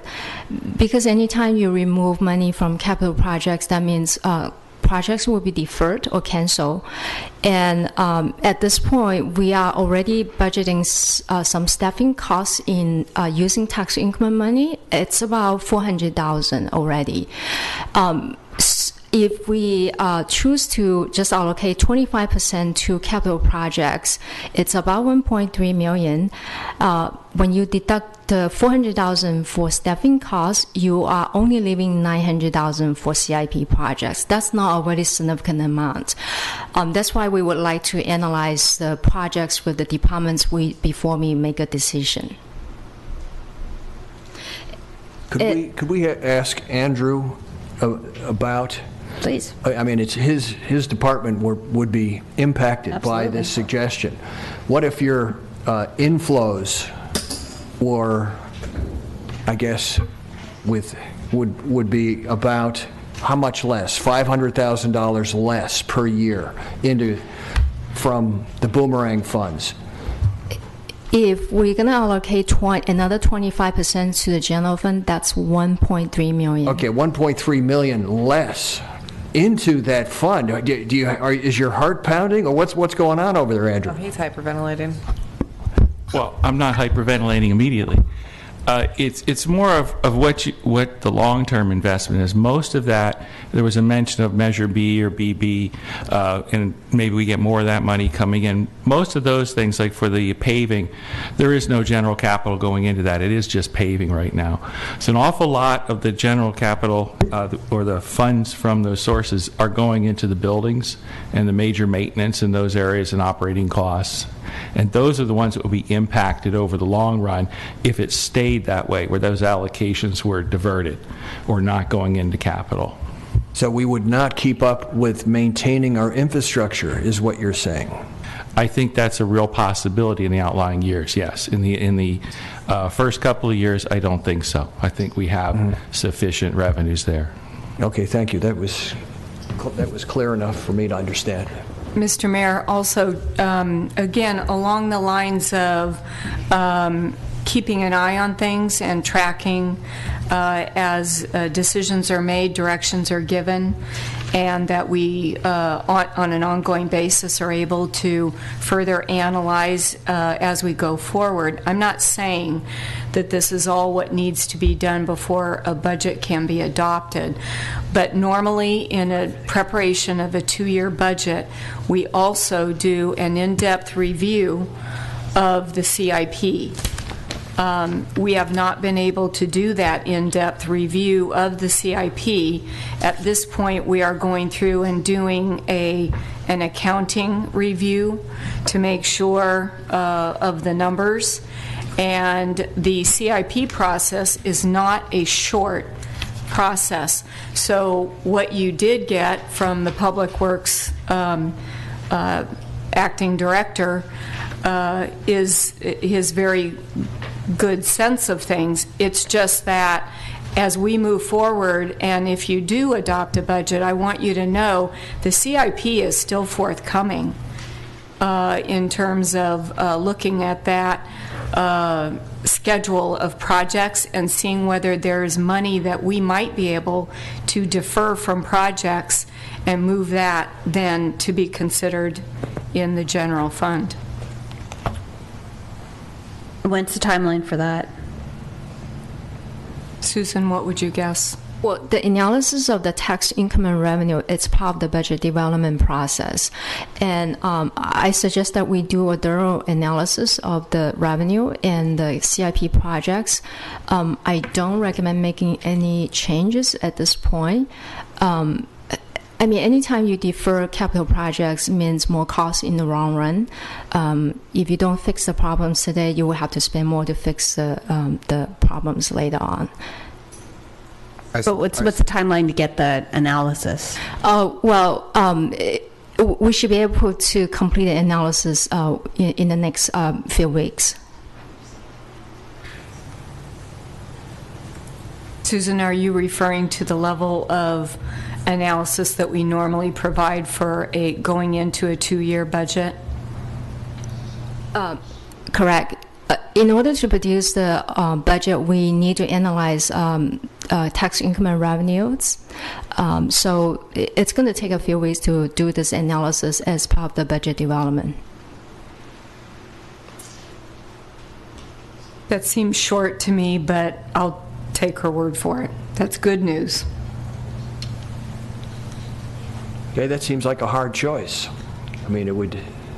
Well, I'm hearing people say they don't want to decide this right now until they have more information. I don't feel like I have enough information to I don't blame you at all, actually. make a decision on this. I don't blame you at all. And that would go for question 2 as well, although I'd like to hear if staff has a response to question 2, which, you know, if we were to make this change, you know, what if we made a swap and had a regular revenue stream such as transfer tax and revenue bonds be responsible for capital projects? Because I don't think the suggestion was that we completely defund our CIP. Okay, I'm looking at an affirmative head nods at the back of the room. So again, that is something that would require some thought, that we don't have any information or background to know if this would be a good move. The only thing I would say is that both of these questions ask us to change policy decisions that we've made, that we've reaffirmed, and the reason we are in the great fiscal state we are in is because the policies we have are absolutely the right policies. And so I understand that people want information on the specifics. I have no problem with that, but these 2 questions are asking us to significantly change the balance by which we plan long-term for the city, to the points that Andrew made about the infrastructure long-term. If you don't make investments ongoing to a significant amount for your capital investment projects now, you will not have money for it later, and at that point it will be very expensive to do it. So in some ways, this decision is to say, let's fund services today, operating budget today, but then let's leave for somebody who sits in this seat in 20 years the challenge of making changes in infrastructure improvements to the city at a much higher cost at that time. That's the trade-off. I mean, we just have to accept what we're talking about here. I concur. I'm disinclined to go in this direction, but I am open to receiving new information. Yeah. So I think when we talk about making painful decisions, I think 25% is probably too much, but I think there is some reallocations that we can do. And in reading this, I read this as the idea of it being a short-term fix as we look at the long term, because I agree with you. I don't want to leave a mess for future generations, but I do know that we're at a point now where we need to be a little bit more creative, and, you know, 1.3 million is not the number we need. We need various amounts, and so we can balance some of this funds. We can balance it with some reserve funds. So I'm open to a portion of this. I think 25% is probably too large, because I absolutely agree with my fellow council members that we need to make sure our capital improvement is being funded and we take care of what needs to be done. But I do think we can look at this as one potential source, and just at not that great of a level. So we can get more information about this at the next meeting then? In terms of switching out other revenue that currently, I mean, if providing research that answers questions 1 and 2 as to how the other council members have said they need data. That's, I think, the inquiry. Yes. Sure. Yeah. Great.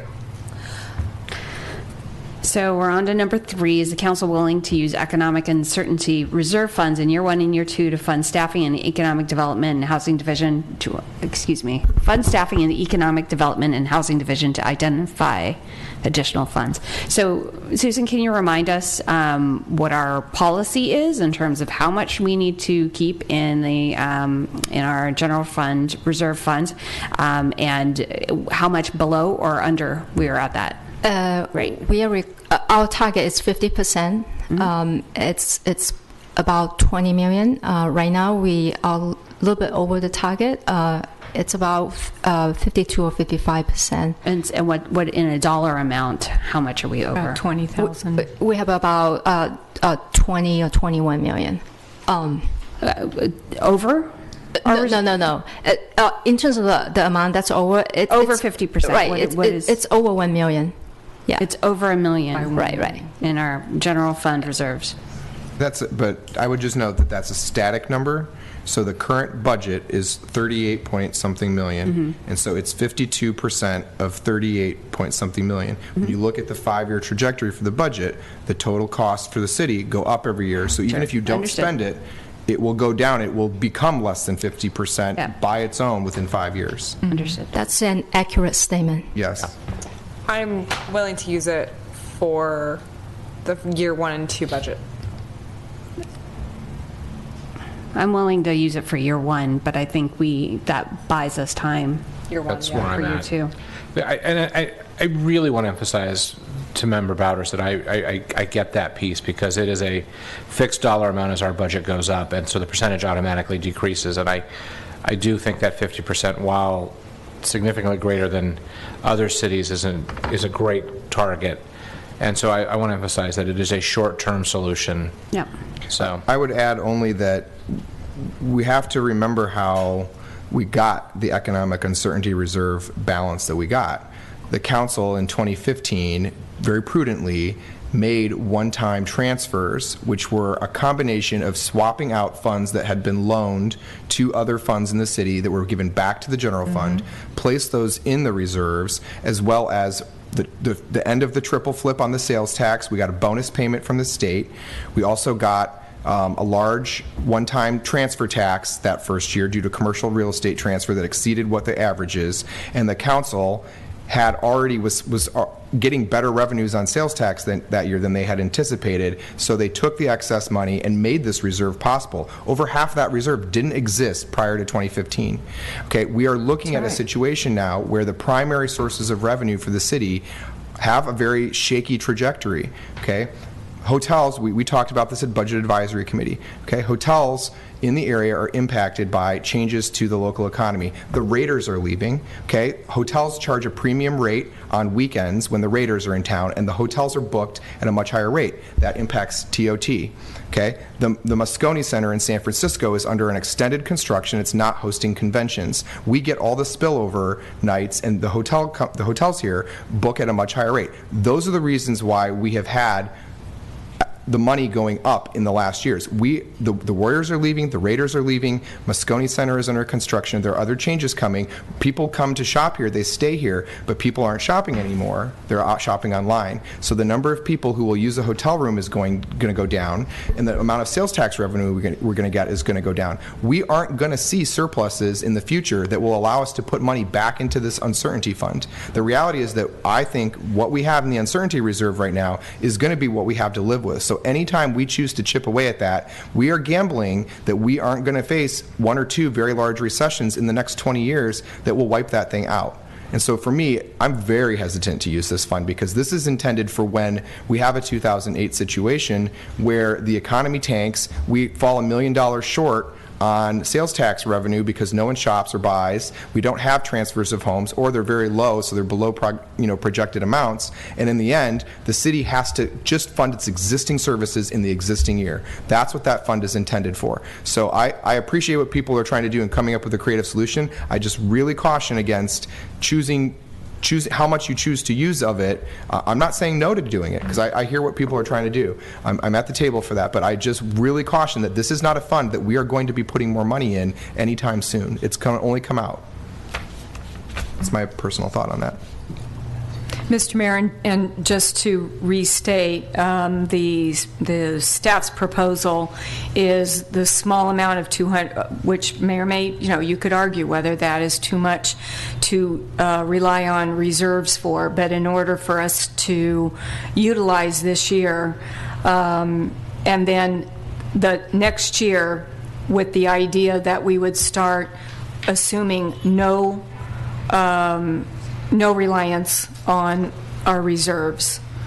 That was the idea that staff has been wanting to propose to you, although again we always have room for your indicating otherwise.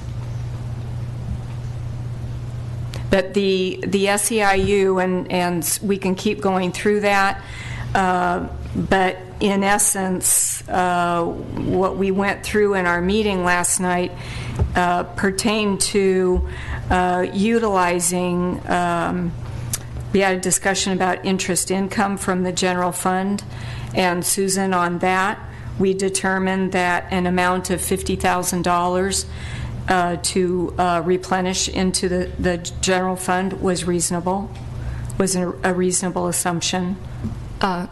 Right. The 50,000 is from the general fund, not from the economic uncertainty reserve fund. So this was a clarification that we made with SEIU yesterday. The PERS reserve, Susan, do you want to address that? Yes. So in our discussion yesterday, we talked about the responsibility of the pension liabilities. Ultimately, it's the city's responsibility to pay the obligations because CalPERS is only the fiduciary. And although we have $13 million in pension reserve with the anticipated pension increase in future years, it's really not much, to be honest with you. We have been fortunate to have accumulated this amount, but we do need to have the money in the future to cover the spike in the annual pension contribution costs.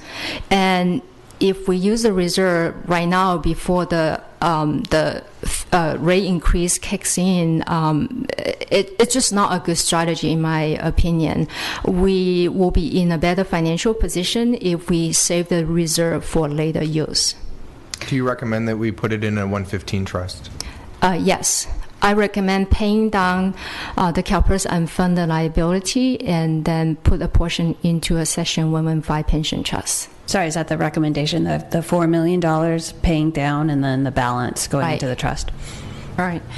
And the other point then that we also discussed at our meeting yesterday was pertaining to vacant positions.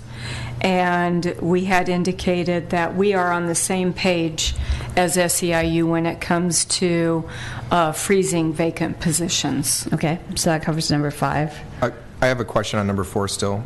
So with the PERS, the 115 pension trust, is there a minimum period of time that the investment has to be in the vehicle before it can be withdrawn? No. Okay. And then the other question is whether or not on the comments that were made in the early study session about making the down payment, is there an amount of time that we need to have the money paid to PERS to receive the benefit of, you know, the interest, the actuarial interest before a recession hit, right? To the point about not spending the money and then having the investment be worth less than what we just gave them. Is there a set window of time, just 18 months, 36 months? What has to pass for us to say it's an acceptable amount of risk, in your opinion? Well, there's no set time frame regarding that. If we make the contribution by October 31st, 2017, we will be able to achieve the savings. But if CalPERS has a loss in investment return in about a year, in a couple of years they will come back to us and ask for more contributions. But I would say we will still be better off than not paying the unfunded liability, because you still have a balance in the investment account, right? You will be able to bounce back quicker with the continual contributions from the city. Either way, we're going to be better off. Okay. Mr. Mayor, just for 2 more points that we noted from our meeting yesterday was that we note that the approach that SEIU was recommending was to, in fact, avoid dipping into the city's general reserve. There were just some other use of other funding that we've been discussing, but what is the general their proposal reserve? did not. Do you mean the economic uncertainty reserve? The economic uncertainty reserve. We were in concurrence with that, And then also, this is a small matter, but there's an additional position that we agreed that once it becomes vacant, that it would remain so, and that is the assistant city manager. And frankly, that's a couple $100,000. So we felt that there were several points of agreement, and then there were some other areas where there was clearly a reliance on, to some extent, some of the reserves, and that's where, you know, I think that we would have a different policy approach.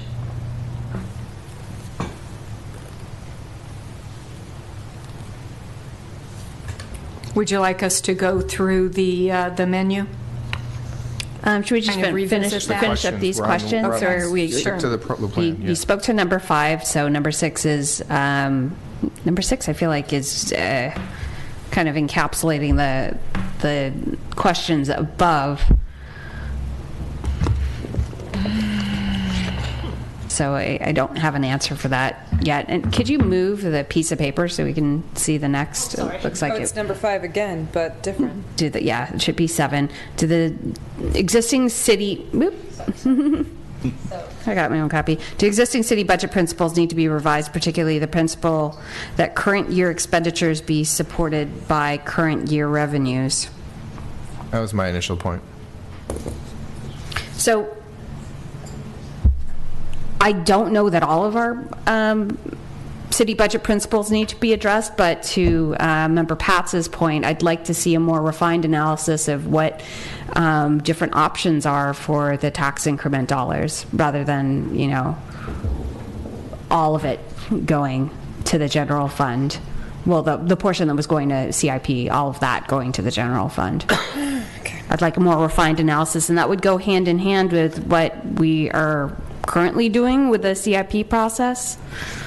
Certainly, Councilmember Martinez, you could go through and change your policies, or what staff would also recommend is that you consider maintaining your policies as they are. As we go through this particular time, it is not necessarily a good indicator of how things are going to shake out, you might say, particularly if you are looking at new revenue streams. For such a small amount in year 1, if we were to look at making some adjustments in the policies, rather than to do that for such a small amount. So, but what is a small amount for year 1? Is it the $280,000?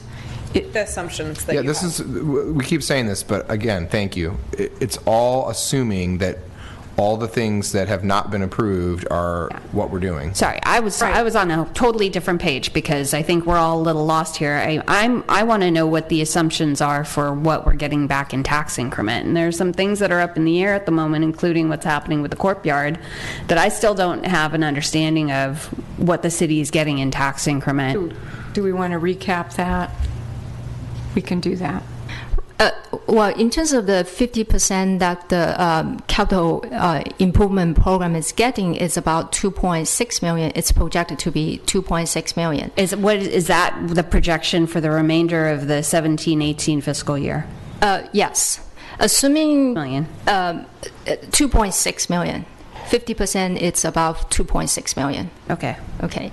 So this is based on the assumption that the corporation yard project will not come back in 18-19, but if the DOF decides to allow that project again with a smaller amount, then the revenue will decrease a little bit.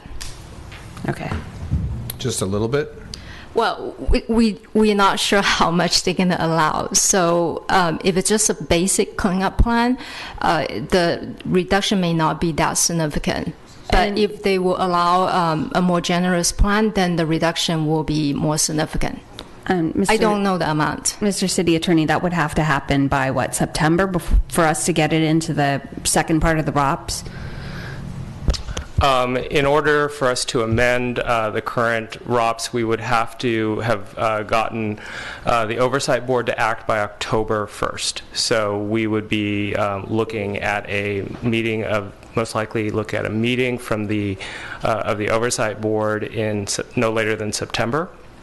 In order to make that happen, we would first need to get the order from DTSC for us to, proceed with the cleanup, as we have not yet received that. Right. So what I ask from staff, and thank you for that information, and thank you for all of the information you're giving us today, but is that this is all wrapped up in a comprehensive package. I don't, where I'm seeing an ask and a recommendation from SEIU regarding our tax increment, but I'm not seeing an analysis in paper, in writing, in advance notice from staff that's telling me what happens if we make these changes. You're exactly right, Councilmember Martinez. Can I ask a quick question? Yep. City Attorney, I have a question for you, unless you can answer it, Susan, either of you.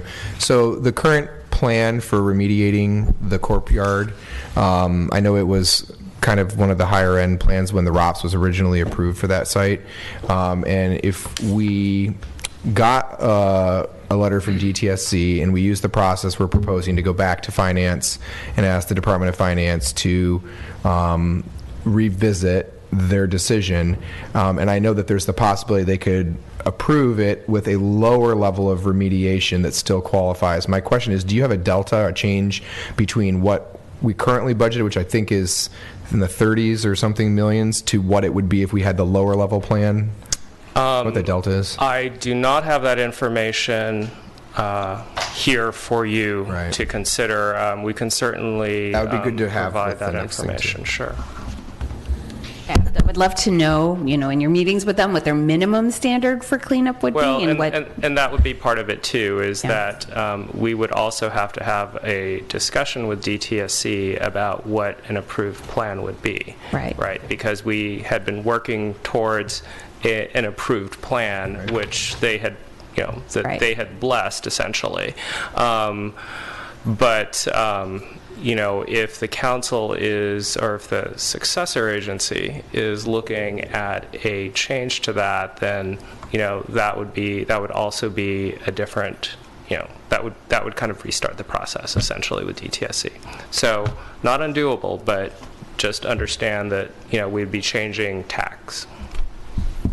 And when we move forward on talking about general obligation bonds, I'd like to know if the courtyard cleanup, I think you indicated you were talking about different kinds of cleanup maybe? Yeah, so the issue would be that, the issue would be that doing a general obligation bond for housing, it's not a housing site. So that would be the challenge because we have a single issue ballot initiative problem with that. Right. What it does do, just as a... But there could be a domino effect because it is holding up other sites as well. You should be a lawyer. That's a creative legal argument. But for sure. But the other thing is that money that we currently have in the CIP for certain housing sites could be made available if it's not restricted funds, potentially to move to another CIP project like the courtyard. Yeah, okay. Thank you.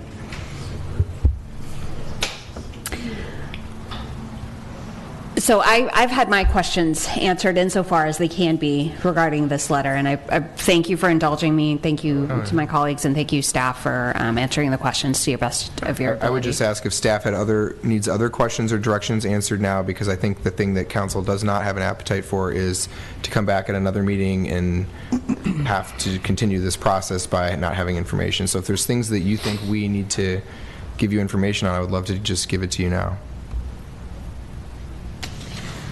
Well, there was some suggestion at the end. These questions here. Yeah. Sure. Whatever it is. The one idea that I had is, what if we were to have a kind of joint dispatch staff with an adjoining city like Berkeley? It was presented to us that there's a cost savings with dispatch, partly because of how it's done today, that you could literally have a dispatch service in Nevada to serve us, because of the way... In where? In Nevada, serving Emeryville, partly because of the way that electronics are and the way that communications are. But my thought would be, what if we were to combine dispatch staffs locally? Like, consider, we have a small city, we have people becoming sick, and then all of a sudden there's greater efficiency and greater numbers. We could have a JPA in effect with a adjoining city. I'd be interested in exploring that if we were the lead agency. Exactly. I agree with that. Yeah, so we could literally have more people coming to work in our city. If the JPA was written differently than Gilman's. I mean, you're talking about the field. It's going to be called the Ali Medina Dispatch Center. Absolutely do not. Would you like us to bring back more information about what you just discussed? Yes, that is something then that we would ask the chief to, together with finance, to look into a JPA, which could include the possibility of our city being the host. And that could potentially bring in some additional revenue. But if that is something that, and I did get the sense that you wanted to continue to look at dispatch. So if that is the case, then we'll do that. I would like that, because it might be a creative solution. But we are looking at many months, if not a year or two, to form something like that. It would not be an immediate solution. So we're going to balance it to your budget, so that seems prudent. Yeah, it just seems like we're going to have to. I mean, in general, if we're going to give you feedback, we're going to have to spend more time thinking precisely about our budget, going through, and we won't be making rash decisions. It seems like we have an agreement that we're going to really study it line by line and make decisions. And this will obviously entail a much longer lead time, and I'm concerned about that because I also understand that there is a need to move forward and to make the budget adjustments in a way that we begin to make adjustments this year that we're currently in, whatever those are, because the more time that passes, and we are on the current old budget, it's not going to serve us well. We'll be making changes. We could give you some more input about maybe the paying down the pension reserves for CalPERS and the police fund. I mean, that seems maybe non-controversial here. Does everyone, the staff recommendation looks good to me. At the $4 million level. I support $4 million $4 million down payment and the balance in a 115 pension trust personally. So we have consensus on that. And then the police funds, if they were similar, $4 million, like you suggested, that seems good to me. That seems prudent. What was the last thing you said? The police pension as well. It's 2 and 2. They're together. That $4 million goes $4 million total. Between the two. $2 million for each plan. We're paying the police pension and the miscellaneous employee pension. Thank you. And I'm sorry, Susan, but when we put together the spreadsheet on, what is it, is it this one here? Oh, no, it's the one where we were determining what the shortfalls were. We did assume the cost savings of the $4 million. That's already been baked in, and so if you had done something different, we would be changing our figures, but our figures there will remain the same. Okay. When you bring this back, can you bring back 1920 fiscal year? Just so we see I realize we're approving a 2-year budget, but I'm not used to looking at it in isolation from the timeline after it. So it's nice to see that this contribution will result in that savings for year 2 in the budget. But if in year 3 that $113,000 is $3 million, then we have to still talk. So we can make some adjustments to our 5-year projection. Yeah, just so we can see a longer timeline. Based on yes, the pay down of $4 million. Yeah. Any other questions? Okay, is there You know what I mean? I know. I think we're Mr. Mayor, and I apologize if, after the June 20th meeting, I realized that with the major program areas that we had to consider, that was a major accomplishment in terms of revising this menu. But we did come away with a general idea that the other items on the menu, that you were comfortable with us moving forward and building a budget, making these assumptions. And we can handle it whichever way you want. We can either take a look at it and see whether there are any other items here clearly that you do want to strike, and we can rework it. Otherwise, we can just bring it back at the next meeting, the July 25th, and go line by line, and with an opportunity for you to determine what is in and what is out. Is there any chance that you would take a look at it now and determine whether there's anything that you could not concur with? Well, the likelihood of doing another 10% raise in year 2 for the Child Development Center doesn't seem very great. It seems Could I like get a council consensus on that? Because that will make a very significant difference in our projections, which will increase the shortfall. We would need to know that. Can I get clarification before we decide on that? So I heard Samantha Golden say that there was a 10% increase already. Yeah. No, That's the 10% increase in 17-18. Right. The current right. year. The increase that was approved by the City Council on June 20th. Mm-hmm. Okay. We are not asking for another 10% increase in this year. Okay, no, I understand that. So I guess my question then is, and I was given, I think, cursory information at one of our meetings about this, but in terms of where the cost for attending the ECDC falls in relation to other child care options in the area, so in other words, the price per month? We are way at the very low bottom quartile of cost. We're competitive in the sense that we're in the most affordable bracket right now. Yes. And Pedro, is that, you would agree that I don't think that we are the lowest, but I think we are correct. We're second not the to the lowest? Yes, second to the lowest compared to the surrounding areas. Can you please email me those price comparisons? Sure. Yes. You can do that. Let's do that for all the council members. They're in our binder. Right. I jumped late into that discussion. Yes. No worries. So, but with the 10% increase, I take it that we're now more towards the middle. With this 10%, we're in the bottom middle. We're not the. Oh, we're not. Okay. Yeah. With the next 10%, we would be in the middle or middle to high level. Before I could But we say, still wouldn't be the highest. Okay. I would need to see that actually broken out, as I mentioned before, between what is the position savings and what is the 10% increase. That is vital for me to understand how much money we're talking about. The position increase in 18-19, the savings from the vacant positions, it's about 158,000 in 18-19. Those positions are not filled at this point, and we are planning to replace with 4 part-time positions.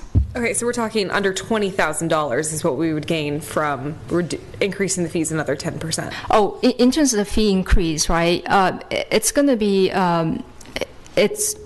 We already have a 10% increase in 17-18. Right. So and another 10%. It's going to be. Well, let me put it this way. In our 5-year projection, we projected an increase already. And with this change, right, in this amount that I presented earlier, the additional revenue is about 18,000. No, okay. Wait, you're telling me a the 10% increase is an No, $18,000? No. What I'm saying is that in our original projection, in our 5-year projection, we already built in an increase. So with this, What's the increase that you built in? Let me clarify. So 10% would be over $100,000 that would be received from doing another 10%.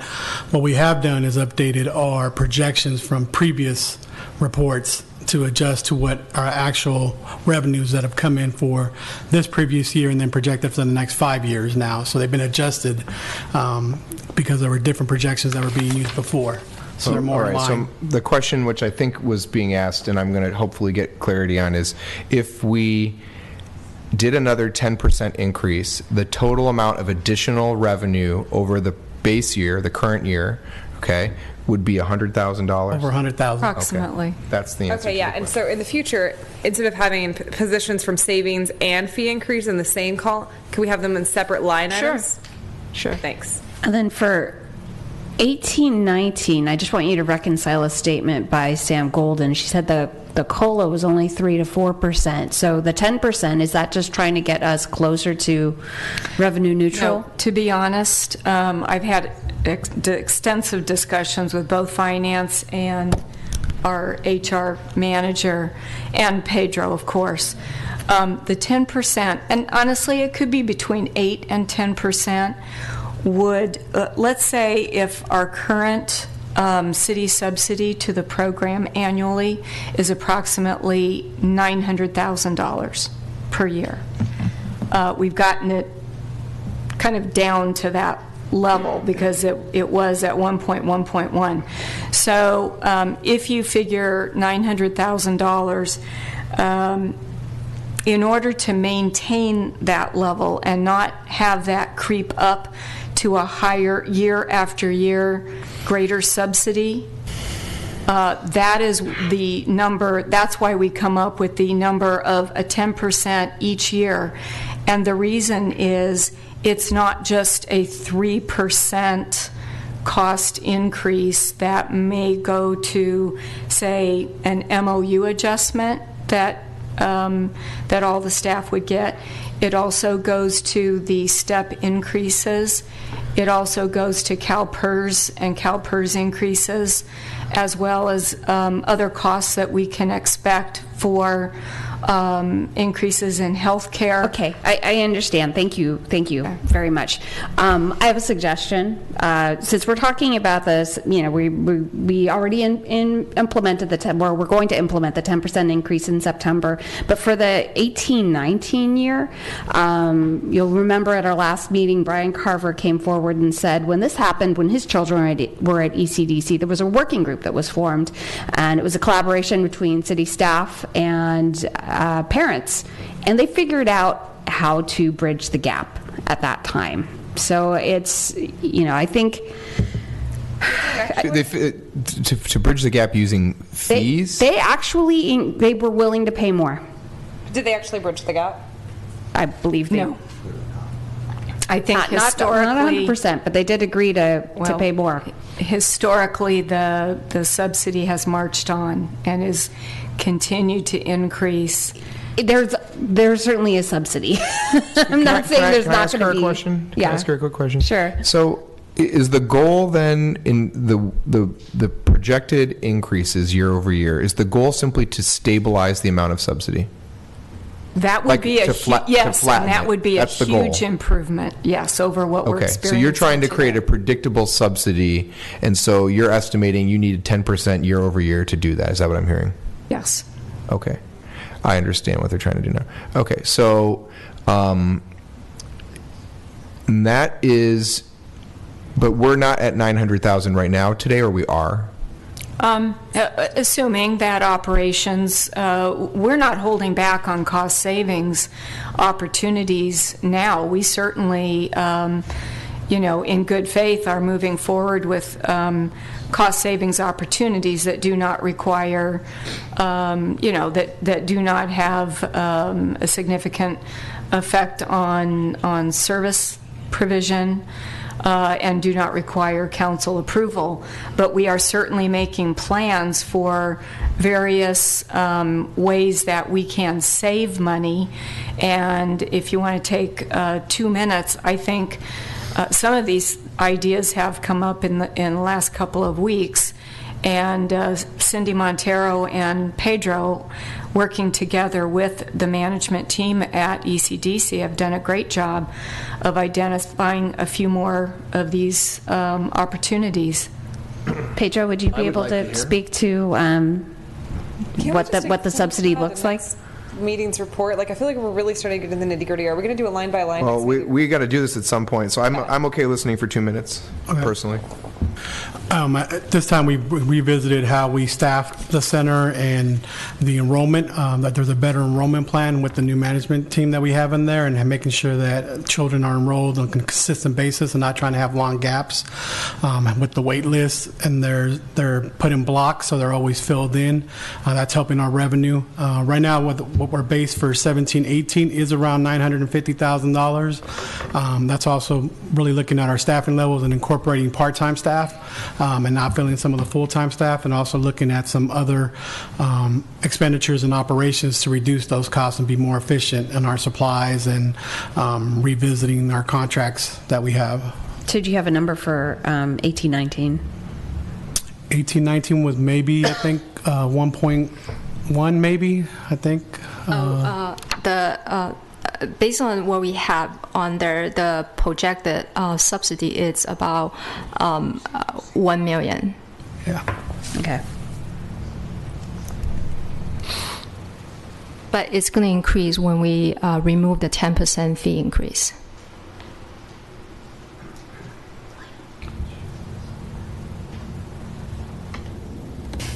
What question are we answering right now? We were discussing the 10% year over year. Do you want to agree to add 10% in fiscal year 18-19? That's the question for the budget, right? As far as budget assumptions are concerned, if you do not want to include that level, then we would need to adjust the subsidy and the shortfall to the city budget higher. Yeah, I think we'll better be able to judge this when we see how we are market-wise in relation to the other centers. So I think that we might not be able to we might have to have some higher than cost of living increase, or we might be able to afford it. We might find ourselves in the position of having our quality level high enough and the demand high enough that we can raise our prices a little bit more than cost of living in year 2.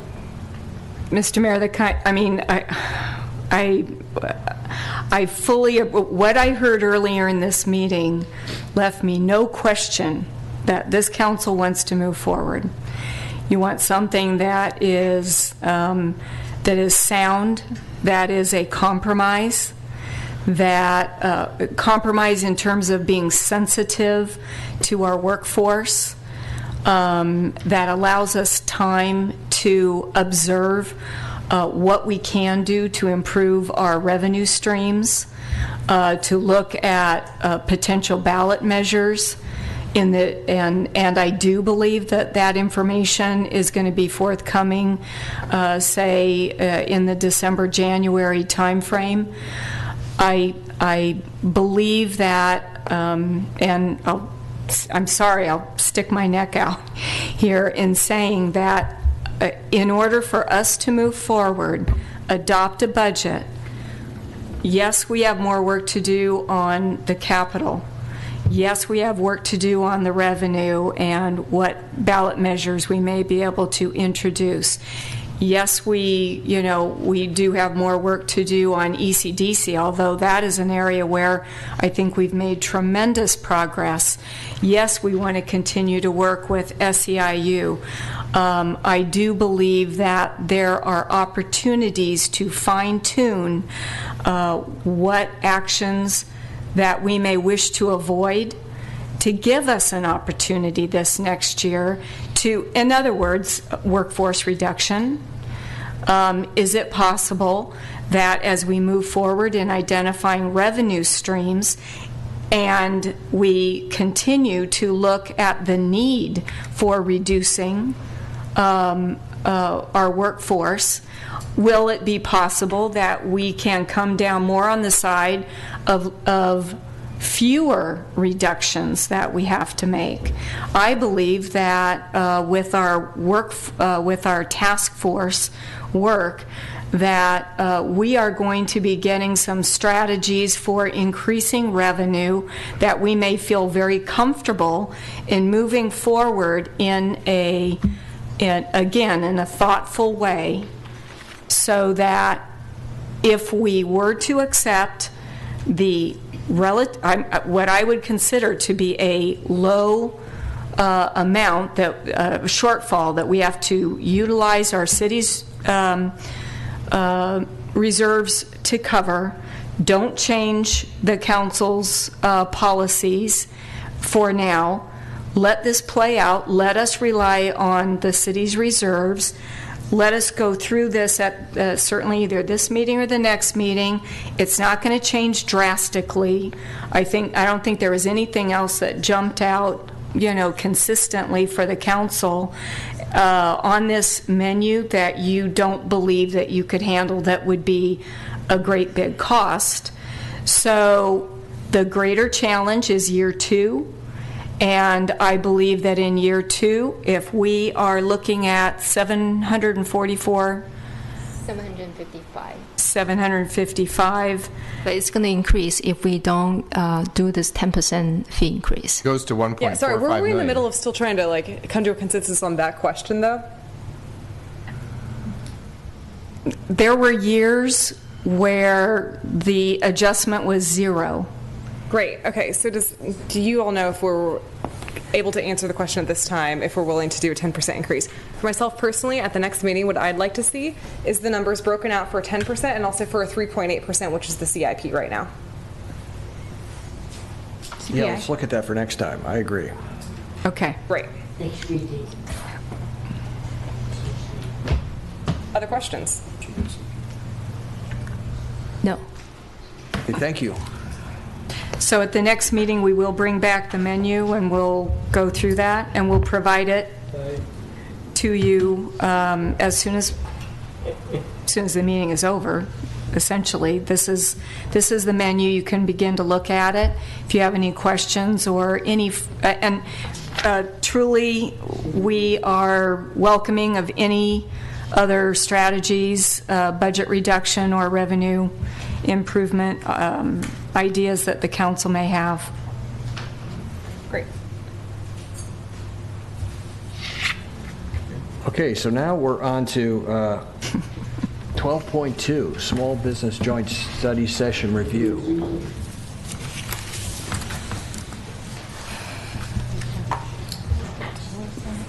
Thanks for hanging out, Chad. No problem. Challenge your ability to compartmentalize topics now as we shift gears to this topic. If it would open.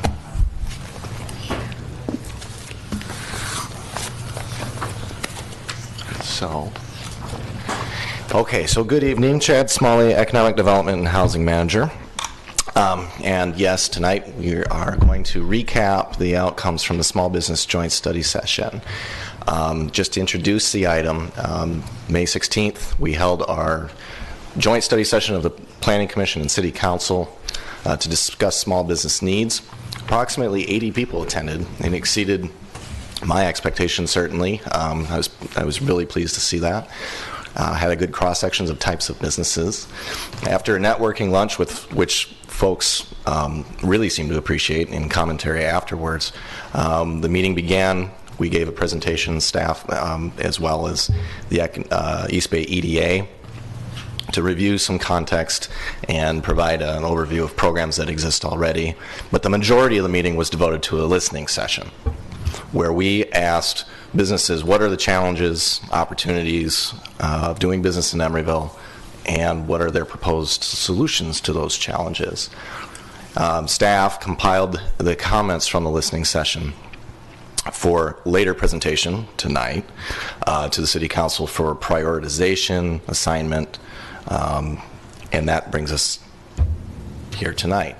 And so for the balance of this discussion, of this presentation, I'm going to turn it over to Emmy Terrio, our Community and Economic Development Coordinator, who was an integral part of all of the logistics and outreach that made that joint study session so successful, and compiled all of these comments in the format you'll see here. So I'll turn it over to Emmy.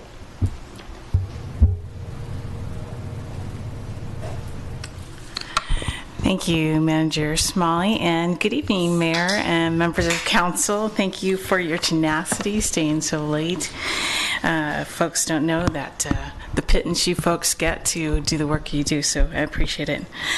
I just wanted to follow up on what Manager Smalley explained, as the primary intent of the small business event was, as he explained, to invite the city's small business owners and community suggestions the city could take to support them. And consequently, the listening session portion of the meeting was facilitated in a manner similar to a general plan workshop, in that we wanted the small business and community members that were concerned about small business retention and or how they could thrive in our community to identify their vision for how that could happen.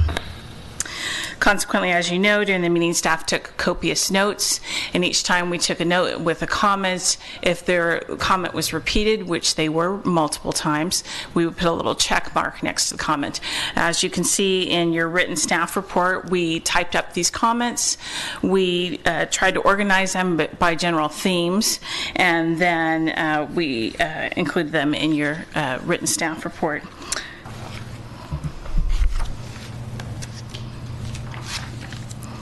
Part of the purpose of grouping the comments by theme, and especially in making the effort to note the number of comments repeated, was to establish essentially the public's own prioritization of the suggested actions, just by simply, this is a critical mass of comments. This is therefore probably where the public would like to see council to go. These general topic areas included insistence needed for site improvement incentives, service incentives, approaches that the city is already doing that is working, operational costs, these are costs to operate their business, and then parking and traffic impacts on access to the business, which were very real issues. They had two policy considerations they wanted to bring up. One was the creation of policies and how the city goes about that for those that affect small business, and then policies that were specific current policies that affect them. And then lastly, public safety related impacts on business and representation in city leadership. While all suggestions are certainly under consideration at this time, as council considers those actions to prioritize in the near future versus those that could be addressed as resources allow, a review of the most repeated comments may be helpful. The top 5 most repeated themes, being the first being the highest number of comments, include number 1, the community would like to see more help with service-based incentives. This theme was repeated more than twice as often as any other comment. Other themes in the top 5 comments include operational costs, specific current policies, creation of policies, and site improvement incentives. I'm a little lacking in imagination at this point of the evening. Can you tell me an example of a service-based incentive? That's my very next section. So, there we go. So this next section, I'm going to be speaking to, it's a good point, because they are general topics intentionally, because we're trying to group so many comments into basic themes. And then, we have the attachment to your staff report that goes very specifically with excuse me for repeating myself, but specific comments. And then what we did, we're trying to be methodical and really do this as a numbers analysis, because we're trying to figure out how to prioritize, and that was a methodology we were suggesting. That those comments that were made the most by general topic are listed, and then here I go over of those 5 top themes, the specific suggestion for actions that are recommended by the community. The topmost theme, as we mentioned, was assisted needing for service incentives. And for example, these included more networking events. They really liked the the networking event. They really thought it would be useful and that we should have more in the future. This is certainly something that they communicated multiple times, and that was an opportunity to share information, stay connected, to market their business to other businesses where they can maybe work together and support each other. And then they suggested that maybe city staff could engage in a practice of doing email blasts where we could let folks know when a new business opens, and then other methods of communicating. May I ask a question, Mr. Mayor? Yes.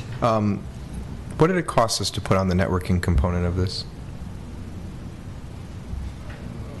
Rough ballpark. I'm just wondering, I mean, what's the cost? Yeah. I can estimate it was about $3,000. Okay, thank you. Okay. And then the next, or second highest number of comments related to operational costs. And of those comments that were made specific to operational costs, those that were made the most often had to do with affordable housing and rent increases. They noted that they had trouble retaining staff because staff either had to commute such a distance that they could not afford to have a service level job, or that they could not simply live in the city itself.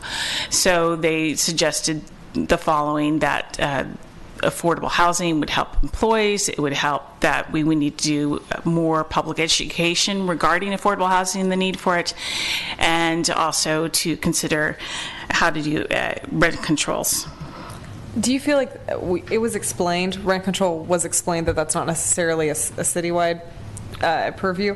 Do you think they took that away, that we can't necessarily just enact sweeping rent control at a citywide level? I think some of the comments that were made, and this is reflected in the staff report, we need to consider whether it's either within our purview or whether it's practical what's being suggested. There's some suggestions that are much more practical than others, and so as part of the prioritization process, we'll need to figure that out. Right, I know it was explained though that there are limitations to what we can do. Do you Right. think I did that at the end of the meeting. You did, right? Diane and I had a couple items each that we talked about when we took notes, and one of the ones no, I know, I was there, I saw you do it. My question is, did the people who attended understand that? Because that is a complicated thing.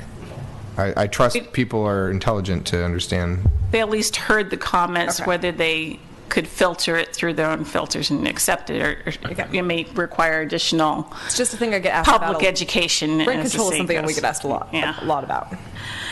Okay, are we ready to move on? Okay, so the next most often commented topic had to do with current policies affecting small business, and it's no surprise that that related to the minimum wage ordinance. And there were various statements, and we don't have empirical or quantified evidence of some of the comments made, but they were repeated several times. And so some of these comments were that the average increases estimated for small business associated with this ordinance was upwards of 50% to the just operational costs. They had suggested that it might be possible to reverse, if they can't reverse recent increases, to at least not allow the second and additional tiers that are part of the ordinance, and to either freeze or delay increases for businesses with less than 50 employees, which they're related. And then they also suggested that we consider doing another study, as the previous one did not adequately anticipate the effects in their opinion. So last September, we had a study at the 1-year mark, is that right, Charlie? And then at that time, I believe council directed staff to come back at the 2-year mark. Is that not happening? That wasn't my recollection. That wasn't recorded? No, I don't think that's what I heard. I thought, do you remember, Chad? What was, I thought it was more like every 2 or 3 years or something to that effect. The report we gave was pretty empirical. We didn't have any real hard data. I don't remember that exactly. That was my recollection. But I don't trust my memory enough to say absolutely no. Would you look into it and report back on when the next study?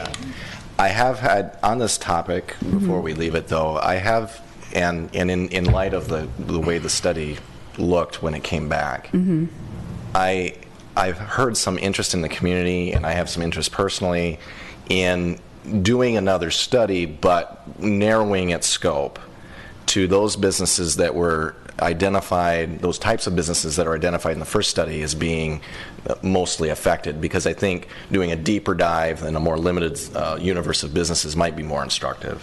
So I just wanted to add that. Thank you, and I apologize if I misremembered. Our staff person who is working on minimum wage is also working very hard on another ordinance right now.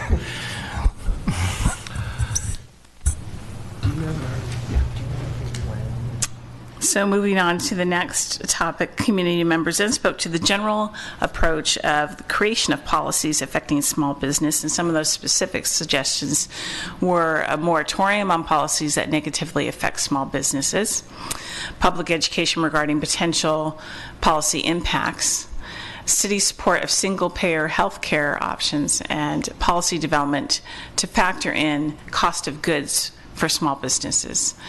And then they also suggested that the impacts on small business the policies consider revenues as part of the analysis and the potential offset for the city. They also suggested developing better definition for small business and exempting small business from ongoing regulations. Now, this last one had no specifics, and so it's one of those comments that we really aren't able to quantify or really address directly. And the fifth most stated theme related to requests for help with site improvements. For example, bicycles, regarding alternative transportation, installing bike racks.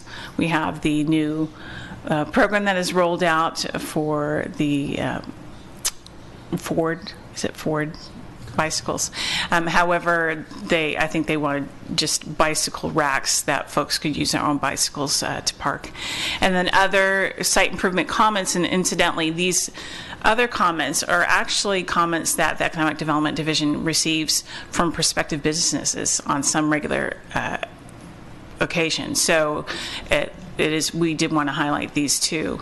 And those are requests for help with development impact fees, support for our updated facade program, which you folks recently approved, and then a directory signage for businesses located off the main thoroughfares. So at this time, staff is recommending that council review the comments and discuss prioritization of items for further study and or action or incorporation into the city's economic development strategy. We estimate a draft of that strategy would likely be available in fall of this year, so it would be good to target a response to these comments from the public before that time. We'd also like to ask for council to consider items for referral to the Planning Commission, the EDAC or Economic Development Advisory Committee, and other committees as appropriate, as this would take some items that we can gather information off your agenda, and then we can bring it back to your agenda when we have more detailed analysis performed. And then finally, as a practical matter, given our other discussions tonight, staff would encourage council to prioritize incentives or initiatives based on current and anticipated fiscal and staffing resources. And that concludes staff's reports at this time. Okay, thank you. Thank you. Is there public comment on this item?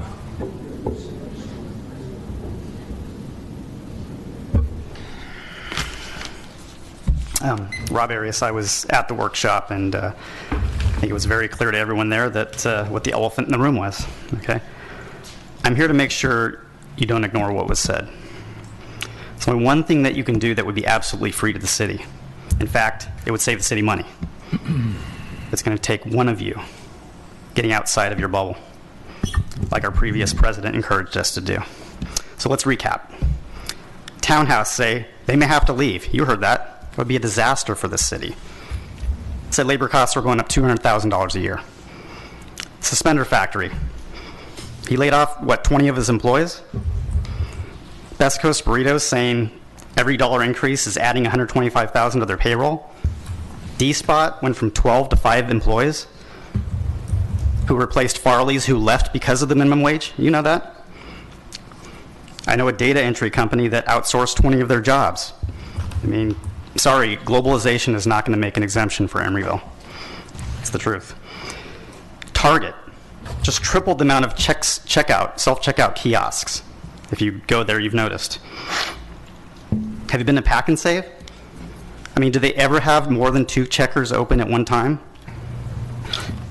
Bay Street, Elephant Bar is gone. Pasta Pomodoro is gone. Have you been to the second level? I mean, nobody is moving in. Nobody wants to come here.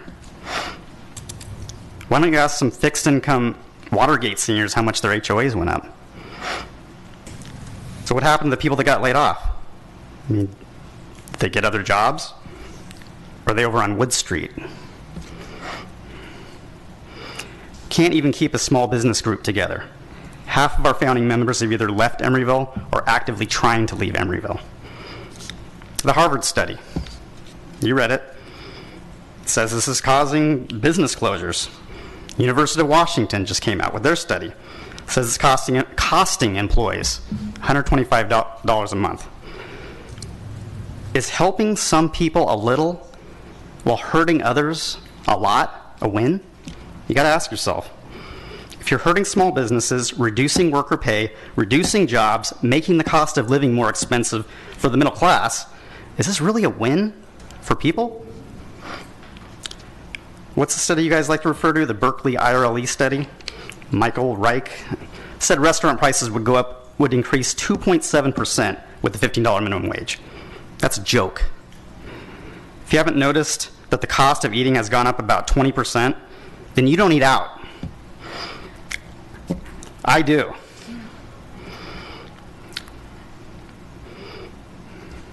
I'm paying $40 for pizzas. I'm paying $15 for burgers. I'm paying $8 for beers. The 1% is not paying for this. We are. Ruth Major, I just have to respond because... Put your hands down so I can follow you. That's okay. You I have to respond to this because it's not the minimum wage that are causing all these problems. It's a huge shift in what's happened. It's a huge shift in people being able to live in the Bay Area. We saw this happen in England, and what happened, there was the shops closed because people couldn't afford to go to work and work. So the whole thing around the minimum wage has been pushed out of all perspective. And if you're looking at the Harvard study specifically says that if restaurants aren't that good, if places aren't that good, those are the ones that have gone under, not the good ones. So there's such a mixture of things came out of the last speaker that I'm just, first of all, I'm appalled that he wouldn't want people to have a living wage. I'm totally appalled. Would you want families living on the street? We've already got hundreds of families living on the street. And the second thing is, it seems to me like it's always just to cause a fight and to make it unpleasant in the community. We're a community. We are trying to make it work for everyone. This council's done a lot for small businesses, trying to do a lot for small businesses.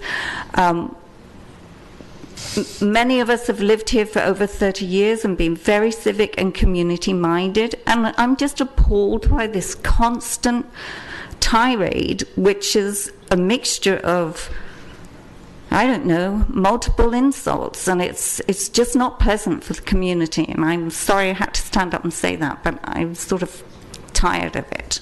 Excuse me.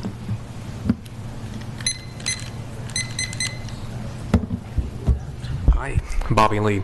I just want to say, I was at the meeting as well. I was excited to see how galvanized, how many business owners came out. I thought that there was a lot of great insights at that meeting. And I just want to pull out, the parking issue again. I mean, I feel like, this keeps going around in so many different iterations, whether it's, talking about it in the budget or talking about it in a parking plan. I think this has got to fall into place. That's a major issue. But another thing I kind of realized and that these business owners are pretty time poor, right? They don't have a lot of time on their hands, and to take time out to come out to a meeting was very important. And I think one of the biggest things that could come out of that is the city investing in maybe a liaison or a city champion. Something that can go out there and fight for business owners and fight to promote the city. Something that would be very good for the city of Emeryville. But anyways, that's a couple of rambling thoughts. But I did want to bring back one point on that list. There was a suggestion at the by one of the attendees about advertising the Emery Go Around. Something I did bring up in the ETMA meeting. Something that we are looking at as well, and I'm championing that. I'm hopeful that we can figure something out. Whatever we can do as residents and as our small board, I want to make sure that we can help out small businesses as well. Thank you. Thank you, Bobby. Any more comments? Well, I have some comments. I think that we should do things to promote our city. And we already have a city that people find interesting. People are coming and staying in our hotels from the Central Valley, taking the San Joaquin Amtrak. I know this because they visited me and talked to me about this. And people come to shop, stay in our hotels, and walk around our city. I think we could think that we have some economic future in this area that we haven't really utilized, and I think that we can be creative in how we present our city to the outside world that will help our small business by having more visitors just coming for the sake of coming to our town. And one idea I've spoken to a few people about, is that we have fascinating businesses in relation to the rest of the country. We have highly unusual things. For example, Suit X, a relatively small startup that's making exoskeletons, nerve-actuated exoskeletons for people like me in the not-too-distant future. They're being designed and made in our town. And if you go in there, when they have the roll-up door open, it is fascinating. There's computers, of course, with designs on it, but actual robot exoskeletons that are being tried out. They're experimenting with them. We could have some exoskeletons outside of the facility when they're not open, or just at any time, and some QR codes, short link. People could touch it. We could emphasize how novel our city is with what exists. They don't necessarily have to bother the people in the business, but this is something that I think would help out our small business, and I think we should flaunt what we have in this way and emphasize that we are a destination city. So I think there's reason to believe that, judging from the huge volume of tourists that come to the Bay Area, that Emeryville can definitely snag some of this trade. And it wouldn't take much effort, I think, because we have novel things here that people want to know about.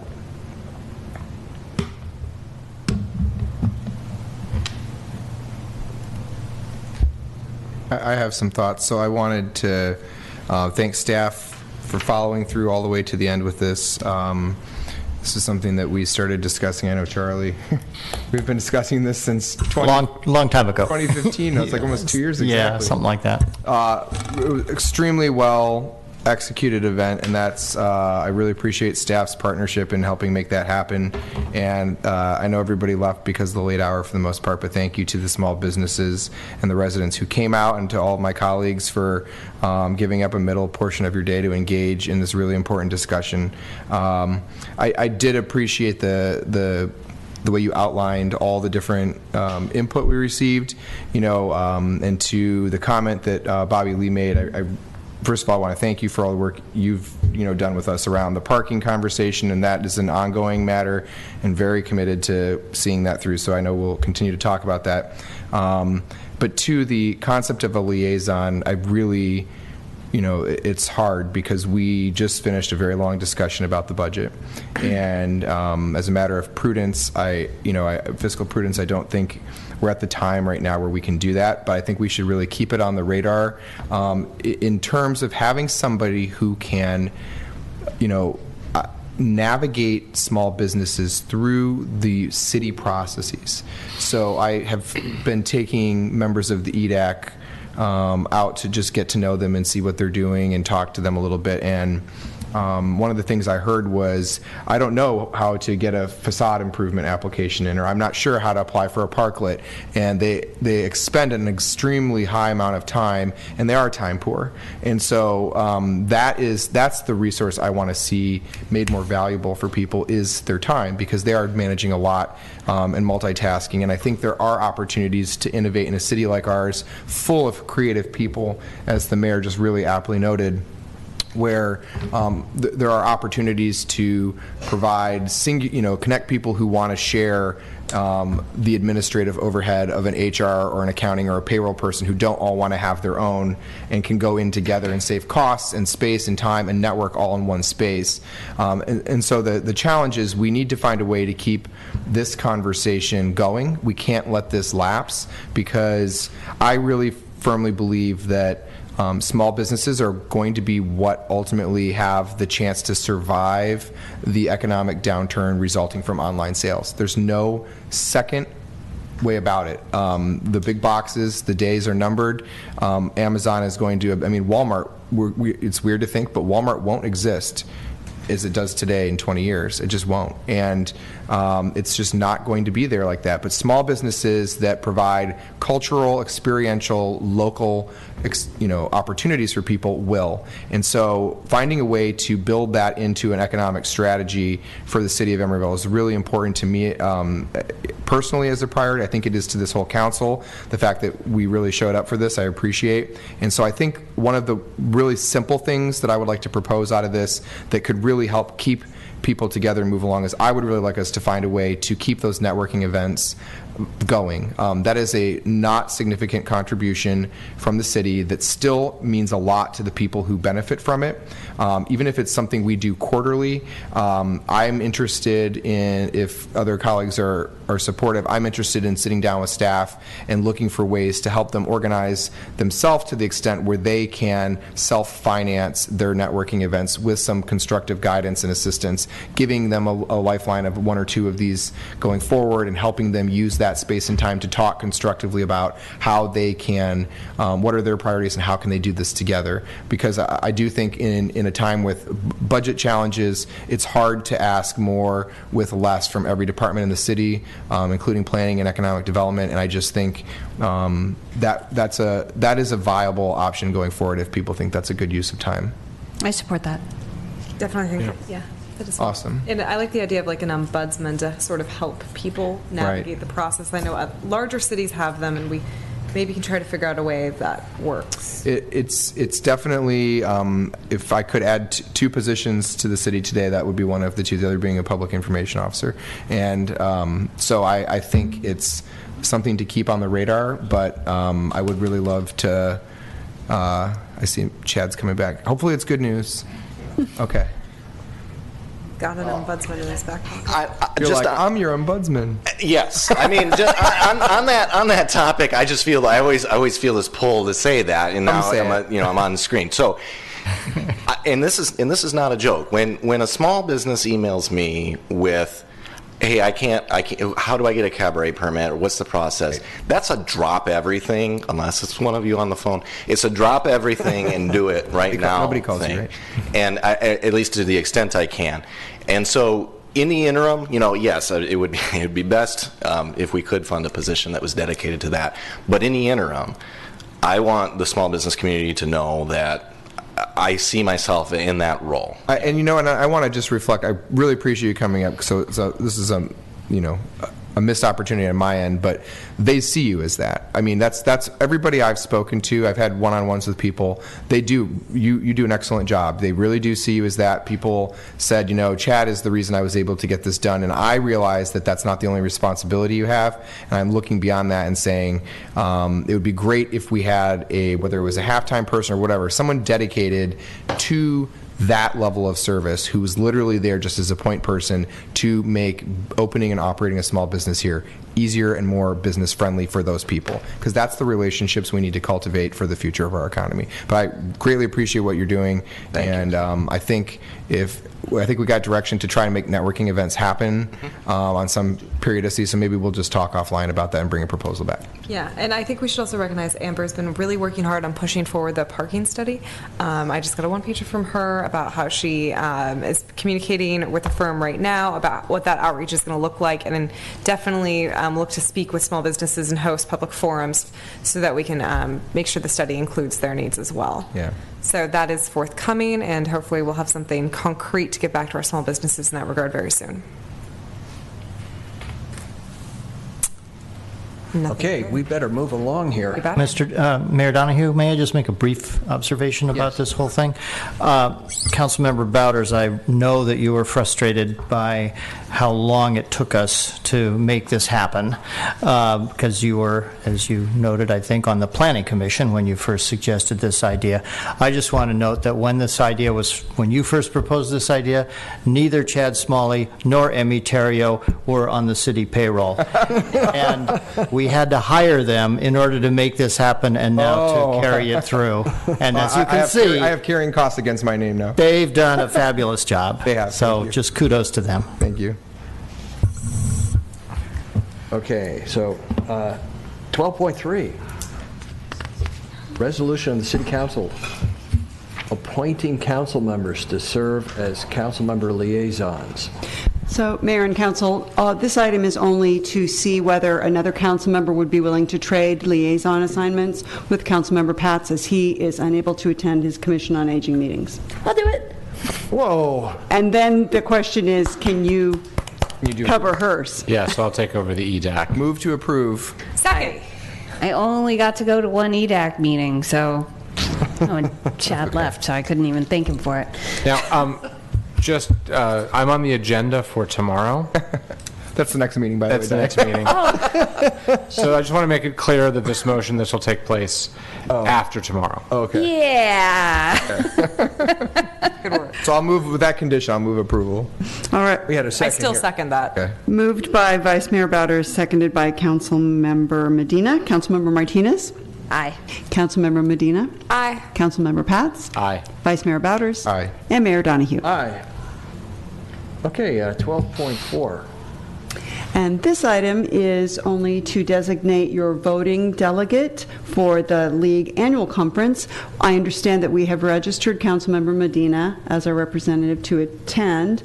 I don't know whether there is a second council member that's planning to attend that we would What are the designate dates? September 13th through 15th. in Sacramento. Oh, it's the end of floor session, so I couldn't possibly do that.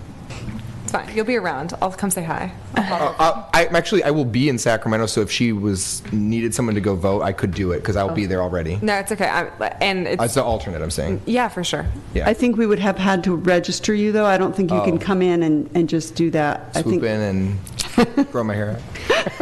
You get your really curly wig. But if you're very sure that you're going to be there, then I think we don't need an alternate, right? Yeah. And Sherry, I know I was the voting delegate last year, and I brought forward policy positions to council. Is that the normal course? The resolutions have not come to us yet. That'll be a follow-up council when they do item. But I'm just wanting to, if I wasn't sure if that always happens that way, or if I need to beg Ally to do that when it comes along. You'll have another council item. Once those come to us from the league, whatever resolutions have been forwarded by other cities will come to you all, so you can determine a position to inform her decision. I'd like to move approval of this pending public comment on the last item and this one.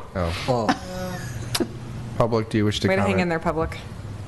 Does anyone care if I go to Commission on Aging? Yeah, well, I just throw it out there. So I second the motion to approve Councilmember Medina from Mr. Pats.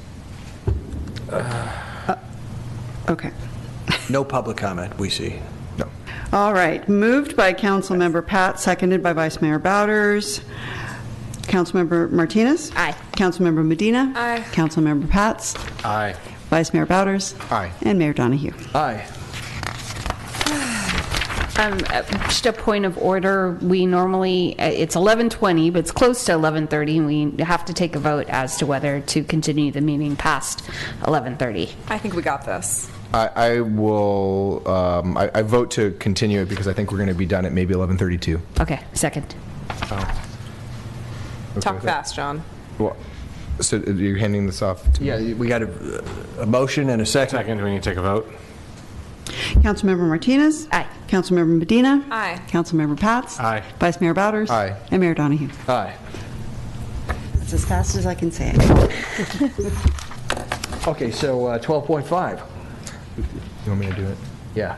Okay, 12.5. So this is a resolution. I appreciate the mayor and city manager for helping get this on the agenda in short order.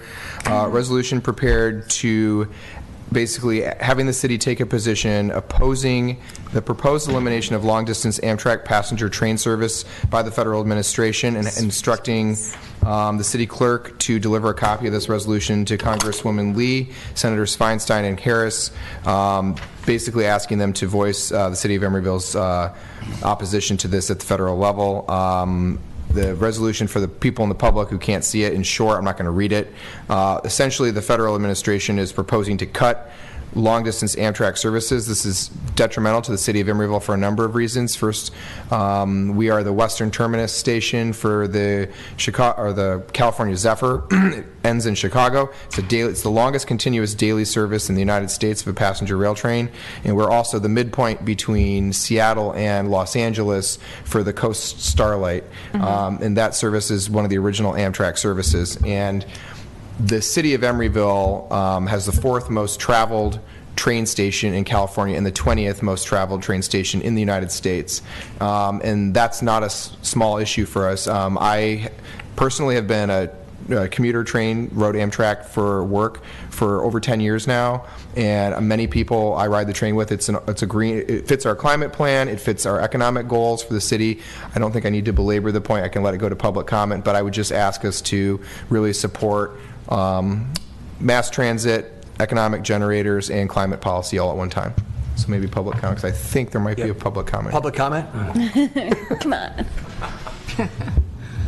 Yeah, I think that this is great that we have a resolution in front of you, and I fully support it. I wrote a commentary about it on the Eagle Eye today.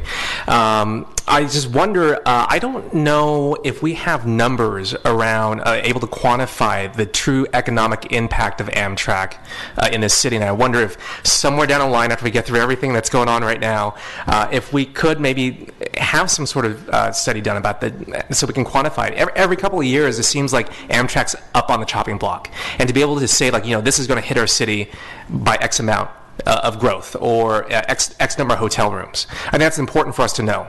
And one other point is, Mayor, to your point about kind of San Joaquin trains and folks coming in from there, there's a huge investment in the train corridor in the Central Valley, and there's also the RM3 initiative to raise tolls for transportation funding. Trains are part of that. Are part of all of this, and I think it's important that we continue our support of that. And thank you so much for the resolution.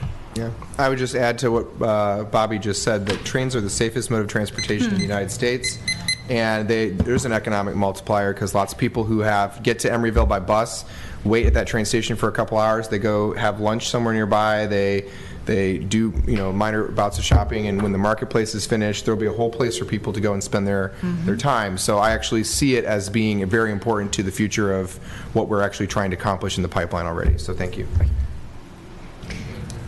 I just want to say, coincidentally, my mother-in-law is taking my 6-year-old and my 4-year-old on Amtrak on their first train trip to Santa Cruz to spend all their money at the boardwalk. So they're spending money on train tickets, and they're going to go get a hotel, and then they're going to blow all their money on stuffed animals, or I don't know what. But it definitely, in my family, is an economic driver. So. I want to say that I was at a demonstration in front of Amtrak, facing the outcoming passengers with mostly retired rail people who just didn't want to see this service eliminated, and the people coming out were like shocked to perceive that this resource could be diminished. And what about the second law of thermodynamics? What about? Rail transport is the most efficient, greenhouse gas wise, per pound of movement of any other transportation method. I know, What are the like 30 miles. What are the feds thinking? Well, one of the 15 national rallies to support and protect Amtrak was here in Emeryville. Most people don't know that. So I'll move the resolution. Second. Moved by Vice Mayor Bowder, seconded by Councilmember Medina. Councilmember Martinez? Aye.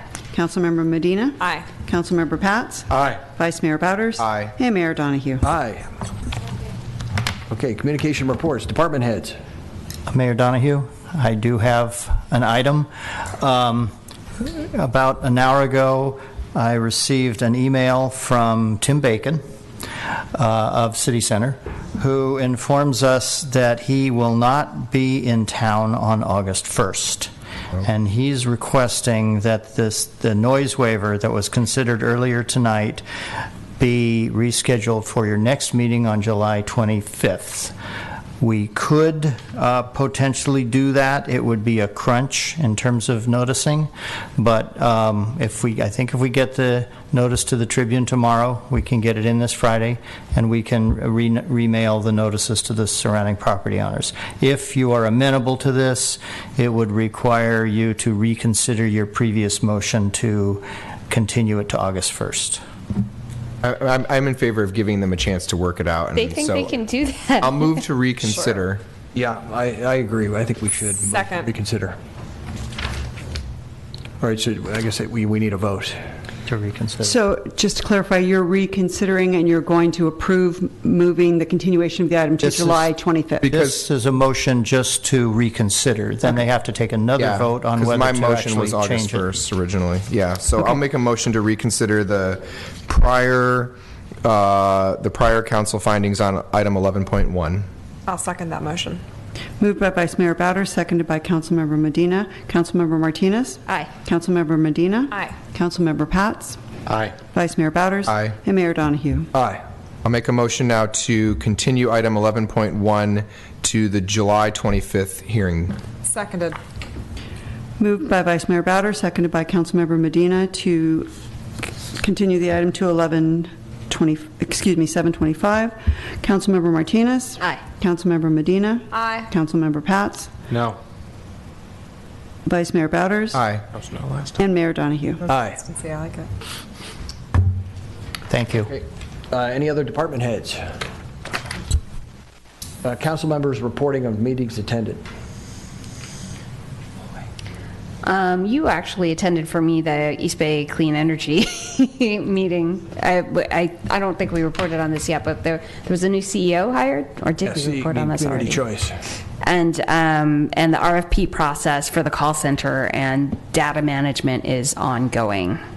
And there was also Nancy Humphrey and I participated in a local development business plan focus group where we just noted for one of the many consultants who was working on this project just the intricacies of Emeryville and how it's different from other cities in Alameda County and the unincorporated areas, just in terms of how dense we are, how many businesses there are, how much rooftop solar we could do as opposed to the types of energy generation that might happen, say, in unincorporated Alameda County with wind farms and solar. Yeah, so in other words, we could be the microgrid city of California. Correct. I have one update. I serve on the Alameda County Transportation Commission's Projects and Planning Committee, and the good news to report is that with the passage of SB 1, which we supported as a council, they are accelerating the Ashby Interchange project in the timeline.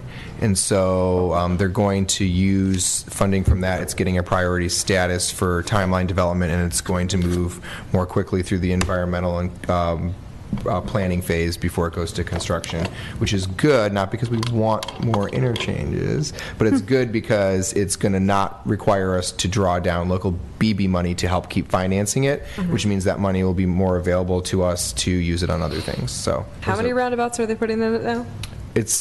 From the sky, it's going to look like an old clock on the inside. Like it's just like a ton of circles together. I don't know. Can I take this opportunity to just be grateful for how transit-oriented and friendly this council is? So transit. From the member that we have who sits on ECDC to the alternate who works very closely with that member, to our mayor who is an avid cyclist, to member Pats who forced us to do that terrible triathlon.